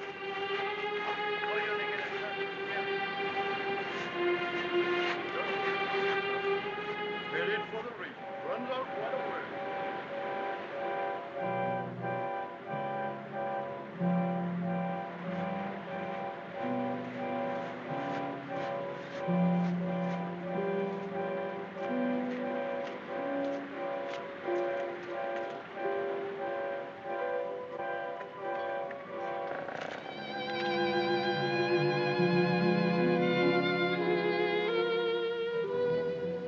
Hello. Maxim! You haven't had any sleep. Have you forgiven me? Forgiven you? What have I got to forgive you for? For last night, my stupidity about the costume. Oh, that. I'd forgotten. I was angry with you, wasn't I? Hmm. Maxim, can't we start all over again? I don't ask that you should love me. I won't ask impossible things. I'll be your friend, your companion. I'll be happy with that.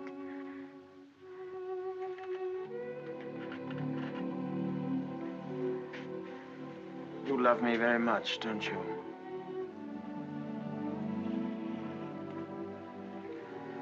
But it's too late, my darling. We've lost our little chance of happiness. No, Maxim, no. Yes.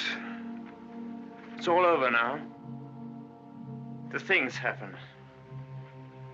The thing I've dreaded day after day.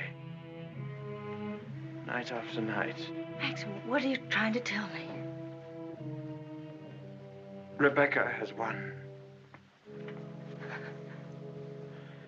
Her shadow has been between us all the time, keeping us from one another. She knew that this would happen. What are you saying? They sent a diver down. He found another boat. Yes, I know. Frank told me. Rebecca's boat. Oh, it's terrible for you. I'm so sorry. diver made another discovery. Broke one of the ports and looked into the cabin. There was a body in there. She wasn't alone. There was someone sailing with her, and you have to find out who it was. That's it, isn't it, Maxim? You don't understand. There was no one with her. It's Rebecca's body lying there on the cabin floor. Oh, no. The woman that was washed up at Edgecombe. The woman that is now buried in the family crypt. That was not Rebecca. That was the body of some unknown woman. Unclaimed, belonging nowhere. I identified it, but I knew it wasn't Rebecca. It was all a lie. I knew where Rebecca's body was. Lying on that cabin floor on the bottom of the sea. How did you know, Max? Because I put it there.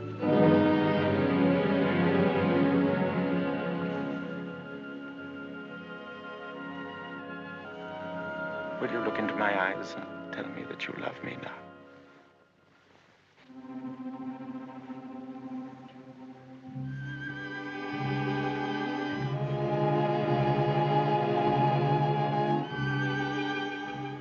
See? I was right. It's too late.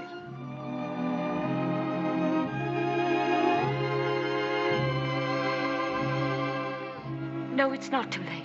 You're not to say that. I love you more than anything in the world. Oh, please, Maxim, kiss me, please. No. It's no use. It's too late. Oh, we can't lose each other now. We must be together always. No secrets, no shadows. We may only have a few days. A few hours. Maxim, why didn't you tell me before? Yeah, you did sometimes, but you never seemed close enough. How could we be close when I knew you were always thinking of Rebecca? How could I even ask you to love me when I knew you loved Rebecca still? What are you talking about? What do you mean? Whenever you touched me, I knew you were comparing me with Rebecca. Whenever you looked at me, or spoke to me, or walked with me in the garden, I knew you were thinking, this I did with Rebecca, and this, and this. Oh, it's true, isn't it? You thought I loved Rebecca? You thought that? I hated her.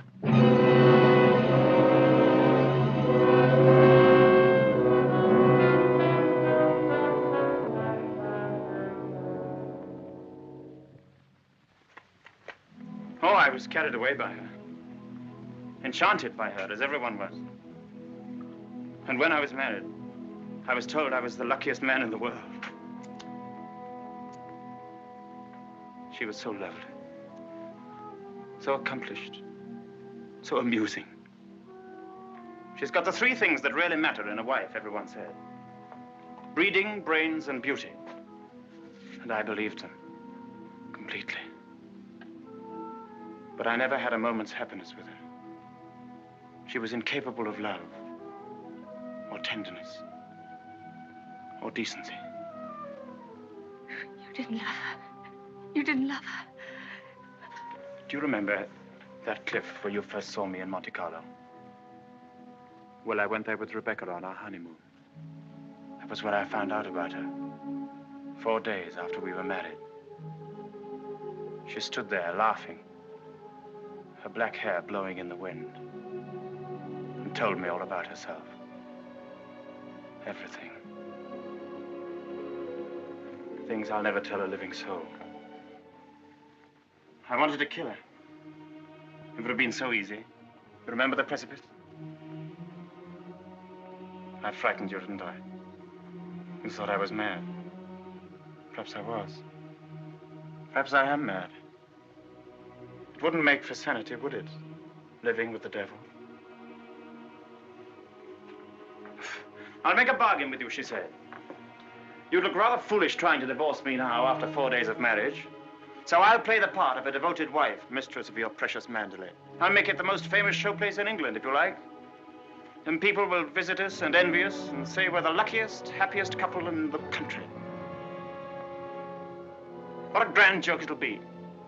What a triumph. I should never have accepted her dirty bargain.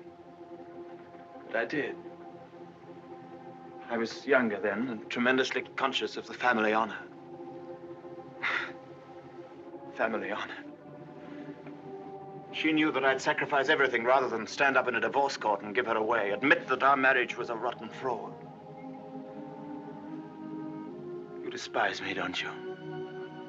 As I despise myself. You can't understand what my feelings were. Can you? Of course I can, darling. Of course I can.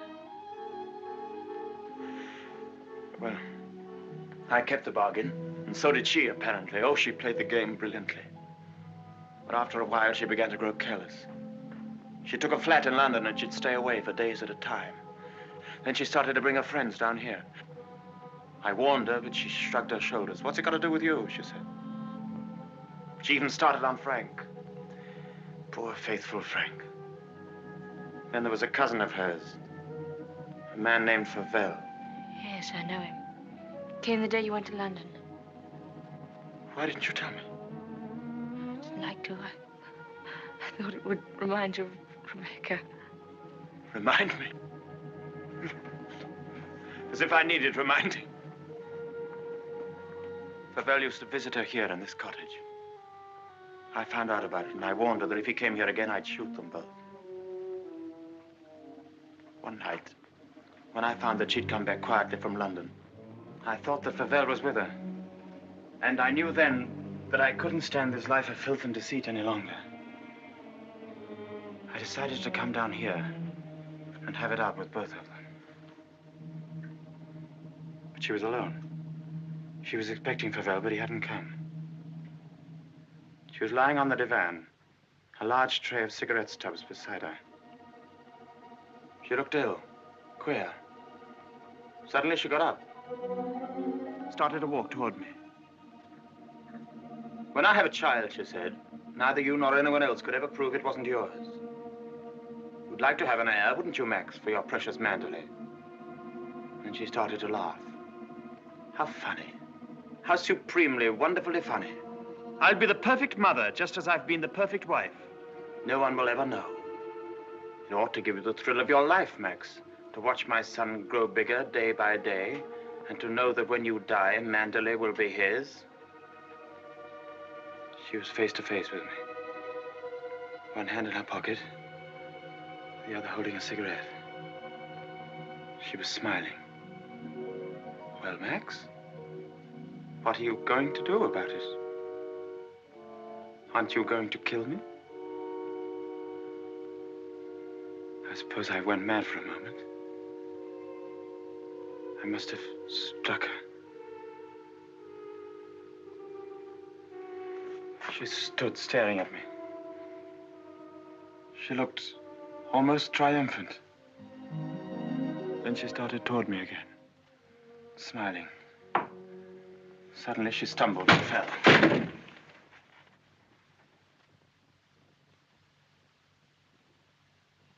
When I looked down, ages afterwards it seemed, she was lying on the floor. She'd struck her head on a heavy piece of ship's tackle. I remember wondering why she was still smiling. And I realized she was dead. But you didn't kill her. It was an accident. Who would believe me? I lost my head. I just knew I had to do something. Anything. I carried her out to the boat. It was very dark. There was no moon. I put her in the cabin. When the boat seemed a safe distance from the shore, I took a spike and drove it again and again through the planking of the hull. I opened up the sea cocks and the water began to come in fast. I climbed over into the dinghy and pulled away. I saw the boat heel over and sink. I pulled back into the cove. It started raining. Maxim, does anyone else know this? No, no one except you and me. We must explain it. It's got to be the body of someone you've never seen before. No, they're bound to know her. Her rings, bracelets she always wore. They'll identify her body. Then they'll remember the other woman. The other woman buried in the crypt. If they find out it was Rebecca, you must simply say that you made a mistake about the other body. That the day you went to Edgecombe, you were ill. You didn't know what you were doing. Rebecca's dead. That's what we've got to remember. Rebecca's dead. She can't speak. She can't bear witness. She can't harm you anymore. We're the only two people in the world that know Maxim, you and I. I told you once that I'd done a very selfish thing in marrying you. You can understand now what I meant. I've loved you, my darling. I shall always love you. But I've known all along that Rebecca would win in the end. No, no. She hasn't won. No matter what happens now, she hasn't won.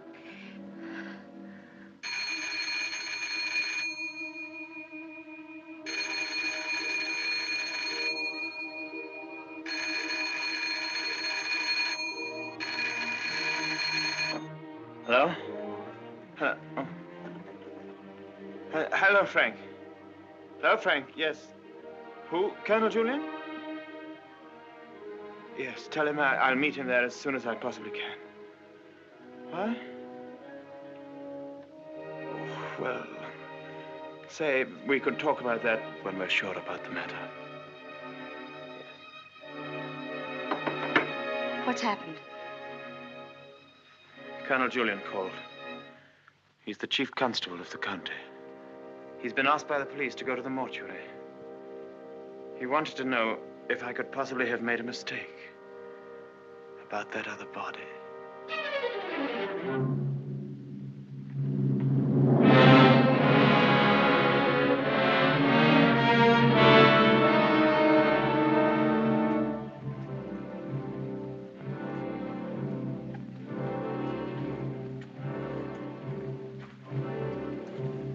Well, Colonel Julian, apparently I did make a mistake about that other body. The mistake was quite natural under the circumstances. Besides, you went well at the time. That's nonsense. I was perfectly well. Oh, don't let it worry you, Maxim. Nobody can blame you for making a mistake. Pity is you've got to go through the same thing all over again. What do you mean?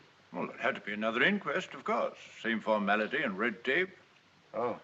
Wish you could be spared the publicity of it, but I'm afraid that's impossible. Oh, yes, the publicity.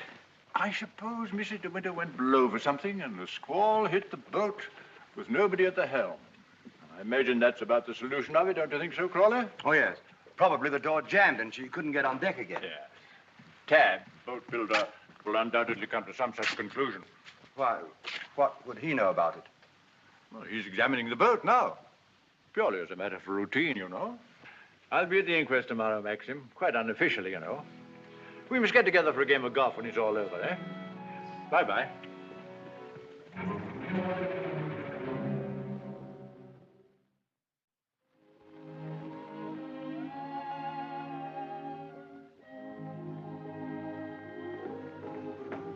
I have the evening papers, madam. Would you care to see them? Oh, no, thank you, Frith. And I prefer that Mr. De Winter weren't troubled with them either. I understand, madam. Permit me to say that we're all most distressed outside. Oh, thank you, Frith.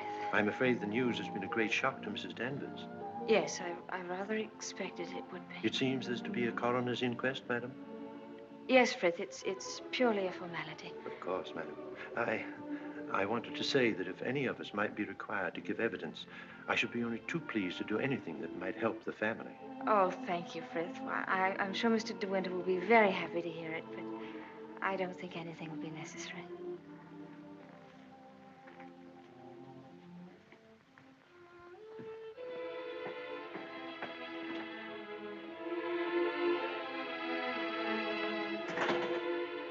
Maxim. Hello, darling. Oh, Maxim, I'm worried about what you'll do at the inquest tomorrow. What do you mean? You won't lose your temper, will you? Promise me that they won't make you angry. All right, darling. I promise. No matter what he asks you won't lose your head. Don't worry, dear. They can't do anything at once, can they? No.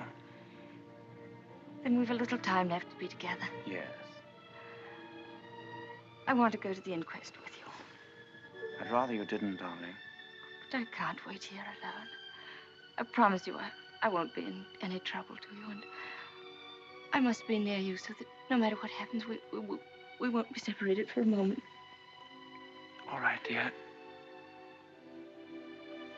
I don't mind this whole thing, except for you. I can't forget what it's done to you. I've been thinking of nothing else since it happened.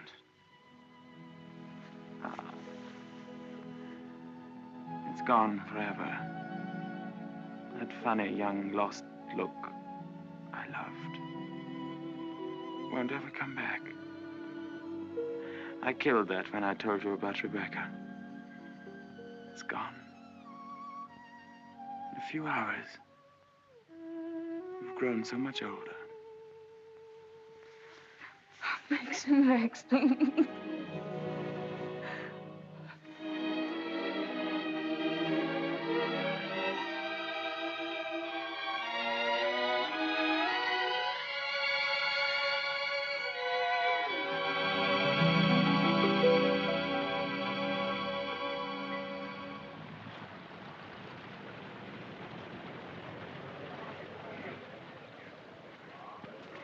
Black Jack Bridie was his name.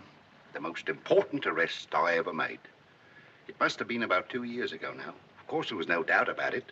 He was hung a month after I caught him. Hello, wait a minute. They've got old Balmy Ben up now. You remember the late Mrs. de Winter, don't you? She's gone. Yes, we know that. She went in the sea. The sea got her. That's right, that's right. Now, we want you to tell us whether you were on the shore that last night she went sailing. Eh? Were you on the shore that last night she went out when she didn't come back? I didn't see nothing. I don't want to go to the asylum. Them cruel folks there. Now, nobody's going to send you to the asylum. All we want you to do is to tell us what you saw. I didn't see nothing. Come, come. Did you see Mrs. de Winter get into her boat that last night? I don't know nothing. I don't want to go to the asylum. Very well, you may go. Eh? You may go now. Now, Mr. Tabb. Yes, sir. Step forward, please.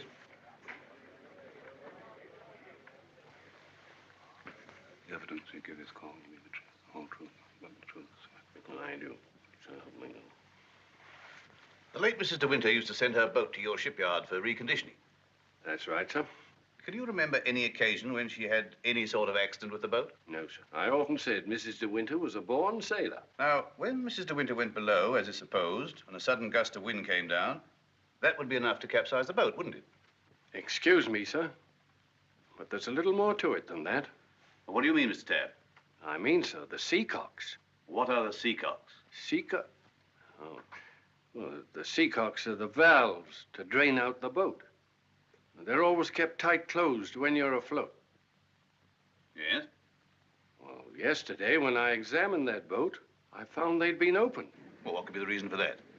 Just this. That's what flooded the boat and sunk her. Are you implying? That boat never capsized at all. I know it's a terrible thing to say, sir, but in my opinion, she was scuttled. And there's them holes. What holes? In her planking. What are you talking about? Of course, that boat's been underwater for over a year. And tide's been knocking her against the ridge. But it seemed to me, them holes looked as if she'd made them from the inside. Then you believe she must have done it deliberately? Couldn't have been no accident. Not with her knowledge of boats. You knew the former Mrs. de Winter very well, I believe. Oh, yes. Would you believe her capable of suicide? No.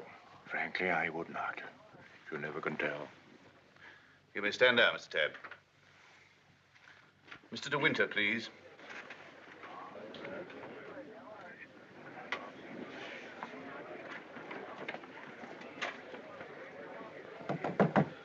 I'm sorry to drag you back for further questioning, Mr. de Winter, but you've heard the statement of Mr. Tabb. I wonder if you can help us in any way. I'm afraid not. Can you think of any reason why there should be holes in the planking of the late Mrs. de Winter's boat?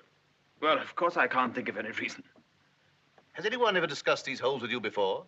Well, since the boat has been at the bottom of the ocean, I scarcely think that likely. Mr. De Winter, I want you to believe we all feel very deeply for you in this matter. But you must remember that I don't conduct this inquiry for my own amusement. That's rather obvious, isn't it? I hope that it is. Well, since Mrs. De Winter went sailing alone, are we to believe that she drove those holes herself? Well, you may believe what you like. Can you enlighten us as to why Mrs. De Winter should have wanted to end her own life? I know of no reason whatever. Mr. De Winter, however painful it may be, I have to ask you a very personal question. Were relations between you and the late Mrs. De Winter perfectly happy? Were relations between you and the late Mrs. De Winter perfectly happy? I won't stand this any longer, and you might as well know now. My wife, she's fit. She's fit. We'll adjourn till after lunch. Mr. De Winter, I presume you'll be available for us then? I told you should have had some breakfast. You're hungry, that's what's the matter with you.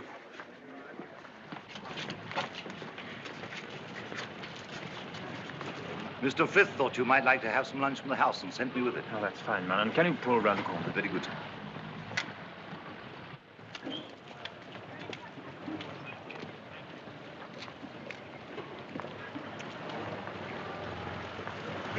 Awfully foolish of me fainting like that. Nonsense. If you hadn't fainted like that, I'd have really lost my temper. Darling, please be careful.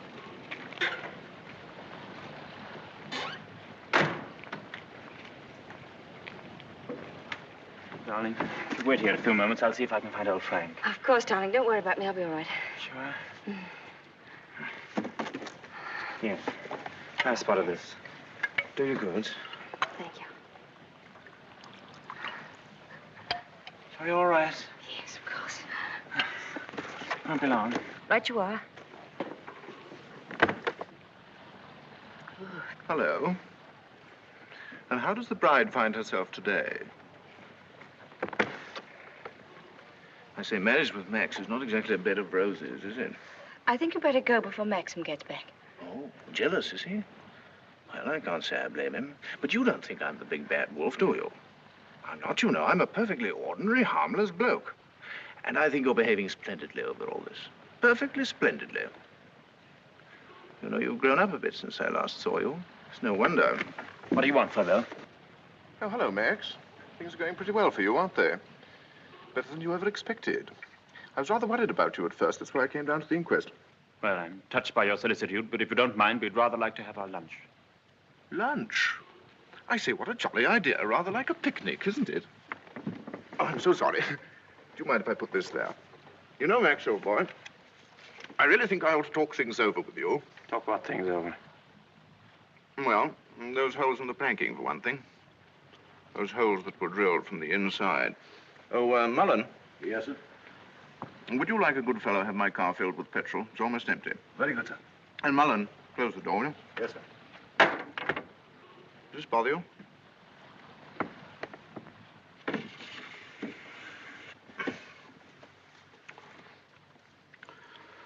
You know, boy, I have a strong feeling that before the day is out, somebody's going to make use of that rather expressive, though somewhat old-fashioned term, foul play.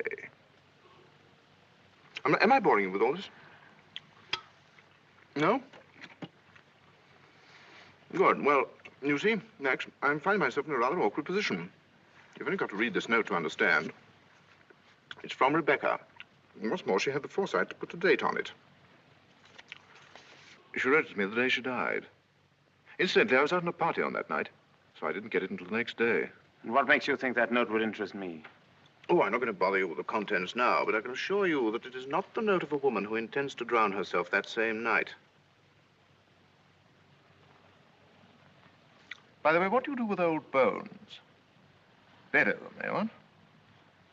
However, for the time being... You know, Max, I'm getting awfully fed up with my job as a motor car salesman. I don't know if you've ever experienced the feeling of driving an expensive motor car that isn't your own, but it can be very, very exasperating. You know what I mean. You want to own the car yourself. I've often wondered what it'd be like to retire to the country, have a nice little place with a few acres of shooting. I've never figured out what it'd cost a year, but I'd like to talk about it with you. I'd like to have your advice on how to live comfortably without hard work. Hello, Flavel. Are you looking for me, Maxim? Yes. Mr. Flavel and I have a little business transaction on hand. I think we had better conduct it over at the inn. They may have a private room there. Well, see you later. Find Colonel Julian. Tell him I want to see him immediately. Come on, Fabel, let's go.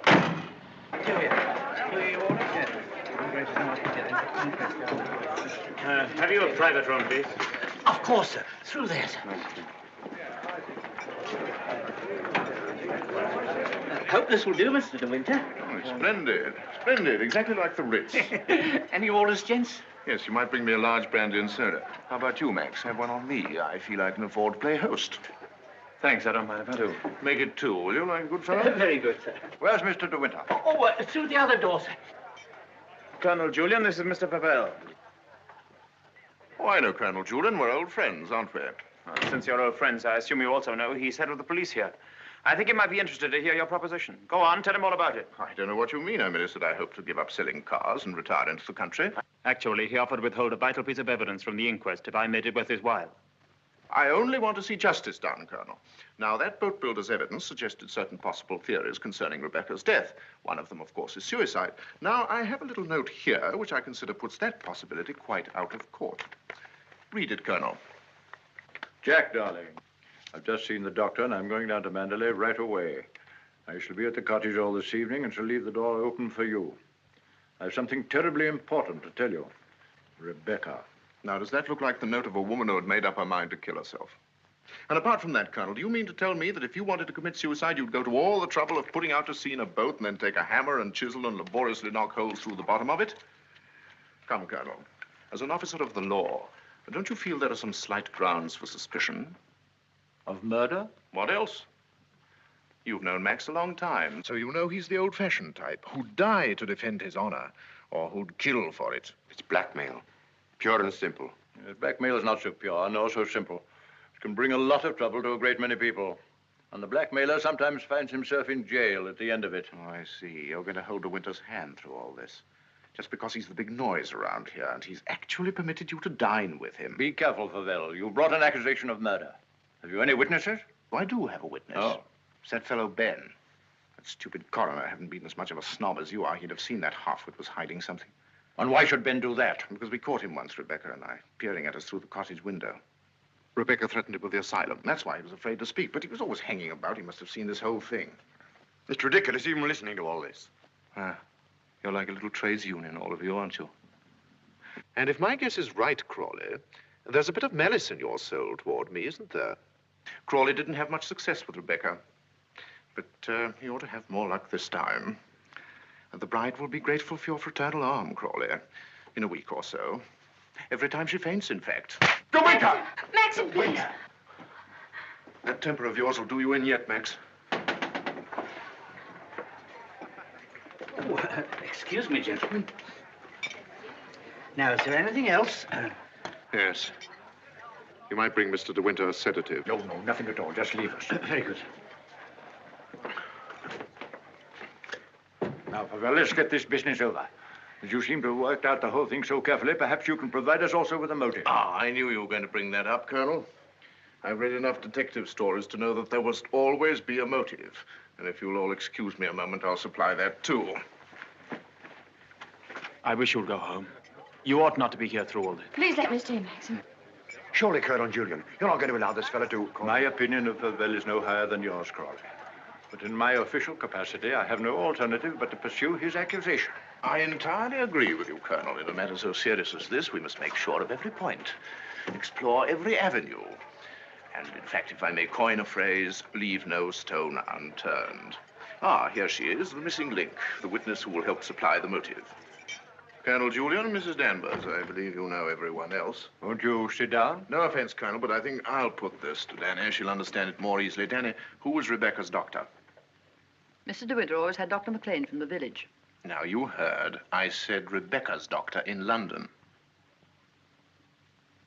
I don't know anything about that. Oh, don't give me that, Danny. You knew everything about Rebecca. You knew she was in love with me, didn't you? Surely you haven't forgotten the good times she and I used to have down at the cottage on the beach. She had a right to amuse herself, didn't she? Love was a game to her, only a game. It made her laugh, I tell you. She used to sit in her bed and rock with laughter at the lot of you. Can you think of any reason why Mrs. De Winter should have taken her own life? No, I refuse to believe it. I knew everything about her, and I won't believe it. There, you see, it's impossible. She knows that as well as I do. Now, listen to me, Danny. We know that Rebecca went to a doctor in London on the last day of her life. Who was it? I don't know. Oh, I understand, Danny. You think we're asking you to reveal secrets of Rebecca's life. You're trying to defend her, but that's what I'm doing. I'm trying to clear her name of the suspicion of suicide. Mrs. Danvers, it has been suggested that Mrs. de Winter was deliberately murdered. There you have it in a nutshell, Danny. But there's one more thing you'll want to know. The name of the murderer. It's a lovely name that rolls off the tongue so easily. George Fortescue Maximilian de Winter.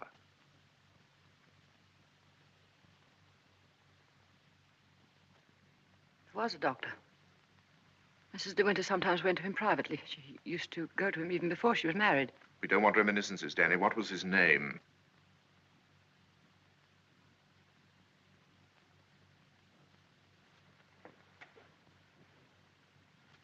Dr. Baker, 165 Gold Hawk Road, Shepherd's Bush. There you are, Colonel. There's where you'll find your motive. Go and question Dr. Baker. He'll tell you why Rebecca went to him, to confirm the fact that she was going to have a child. A sweet, curly-headed little child. It isn't true. It isn't true. She would have told me. She told Max about it. Max, who knew he wasn't the father, so like the gentleman of the old school that he is, he killed her. I'm afraid we shall have to question this, Dr. Baker. Here, here. But for safety's sake, I think I'd like to go along, too. Yes, unfortunately, I suppose you have the right to ask that. I'll see the coroner and have the inquest postponed pending further evidence. I say, aren't you rather afraid that the prisoner, should we say, might bolt? You have my word for it that he will not do that.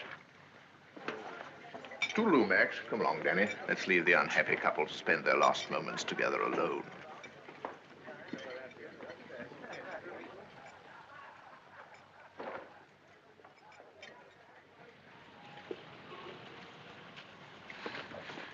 Are you sure you don't want me to go with you, Maxim? No, darling, it'll be very tiring for you. I'll be back the very first thing in the morning, and I won't even stop to sleep. I'll be waiting for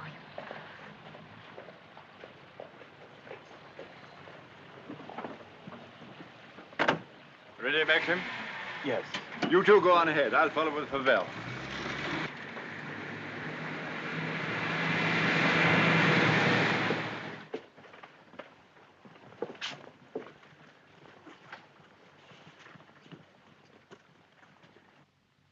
Dr. Baker, you may have seen Mr. de Winter's name in the papers recently.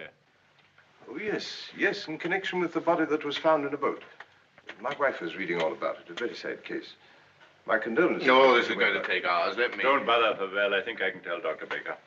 We're trying to discover certain facts concerning the late Mrs. de Winter's activities on the day of her death. October the 12th last year. And I want you to tell me, if you can, if anyone of that name paid you a visit on that date. I'm awfully sorry. I'm afraid I can't help you. I should have remembered the name de Winter. I've never attended a Mrs. de Winter in my life. Well, how can you possibly tell all your patients' names? I can look it up in my engagement diary, if you like. Did you say the 12th of October? Yes. Here we are. No. No de Winter. Are you sure? Well, here are all the appointments for that day. Ross, Campbell, Stedall, Perino, Danvers, Danny? What the devil? Would you read that name again? Did you say Danvers? Yes, I have a Mrs. Danvers for 3 o'clock. What did she look like? Can you remember? Yes, I remember her quite well. She was a very beautiful woman. Tall, dark, exquisitely dressed. Rebecca. The lady must have used an assumed name. Is that so? This is a surprise. I'd known her a long time. What was the matter with her? My dear sir, there are certain ethics. Could you supply a reason, Dr. Baker, for Mrs. de Winter's suicide? For her murder, you mean? She was going to have a kid, wasn't she? Come on, out with it. Tell me, what else would a woman of her class be doing in a dump like this? I take it the official nature of this visit makes it necessary for me to... I assure you, we'd not be troubling you if it were not necessary. You want to know if I can suggest any motive as to why Mrs. de Winter should have taken her life? Yes, I think I can. The woman who called herself Mrs. Danvers was very seriously ill. She was not going to have a child. Well, that was what she thought. My diagnosis was different. I sent her to a well-known specialist for an examination and x-rays. And on this date, she returned to me for his report. I remember her standing here, holding out her hand for the photograph. I want to know the truth, she said. I don't want soft words in a bedside manner. If I'm for it, you can tell me right away. I knew she was not the type to accept a lie. If she'd asked for the truth, I let her have it. She thanked me. I never saw her again, so I assumed that... What was wrong with her? Cancer. Yes, the growth was deep-rooted. An operation would have been no earthly use at all. In a short time, she would have been under morphia. There was nothing that could be done for her, except wait. Did she say anything when you told her? She smiled in a queer sort of way. Your wife was a wonderful woman, Mr. De Winter. And, oh, yes, I remember she said something that struck me as being very peculiar at the time. When I told her it was a matter of months, she said, "Oh, no, doctor, not that long." You've been very kind. You've told us all we wanted to know. We should probably need an official verification. Verification? Yes, to confirm the verdict of suicide. I understand. Can I offer you gentlemen a glass of sherry? Oh, very kind. I think we ought to be going. Thank heaven we know the truth. Dreadful thing. Dreadful. A young and lovely woman like that. No wonder. I never had the remotest idea. Neither did Danny, I'm sure. I wish I had a drink. Will we be needed at the inquest any further, Colonel Julian? No. I can see to it that Maxim's not troubled any further. Thank you, sir. You ready to start, Colonel? No, thank you. I'm staying in town tonight. And let me tell you, Favell, blackmail is not much of a profession. We know how to deal with it in our part of the world, strange as it may seem to you. Oh, I'm sure I don't know what you're talking about. But if you ever need a new car, Colonel, just let me know. It's impossible to thank you for your kindness to us through all this. You know what I feel without my saying it. Not at all. Put the whole thing behind you. But let your wife know she'll be getting worried. Yes, of course. I'll phone her at once, then we'll get straight down to Manderley. Goodbye, Crawley. Maxim's got a great friend.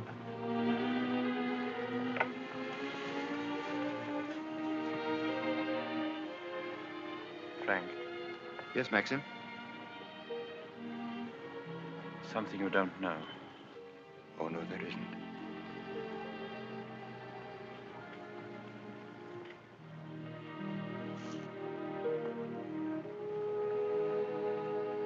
I didn't kill her, Frank. But I know now that when she told me about the child, she wanted me to kill her. She lied on purpose. She foresaw the whole thing. That's why she stood there laughing when she... Don't think about it anymore. Thank you, Frank. How, Danny? I just wanted to tell you the news. Rebecca held out on both of us. She had cancer. Yes, suicide. And now Max and that dear little bride of his will be able to stay on at Manderley and live happily ever after.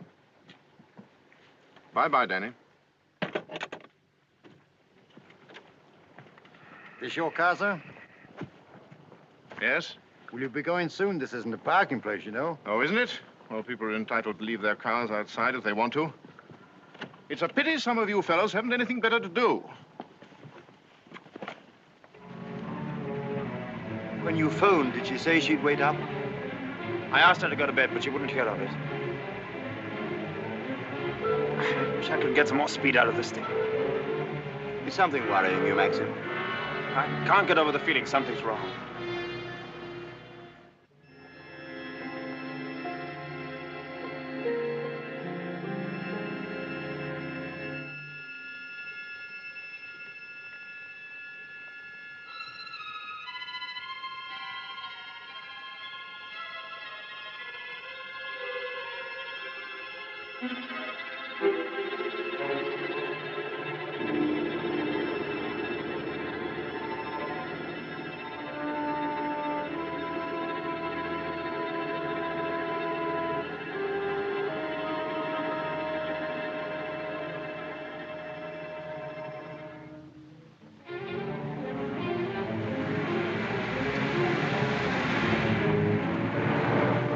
Frank. What's the matter? Why did we stop? What's the time? Well, this clock's wrong. It must be 3 or 4. Why? That can't be the dawn breaking over there. It's in the winter that you see the northern lights, isn't it? That's not the northern lights.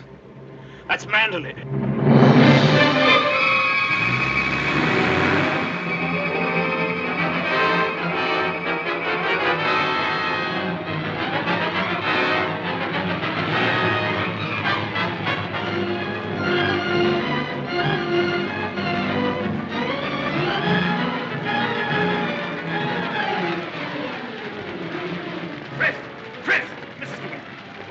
I thought I saw her, sir. Where?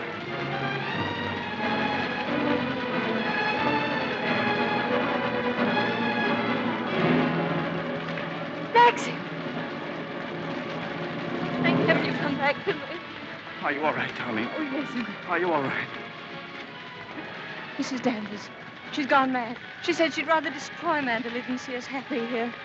Look! The West Wing!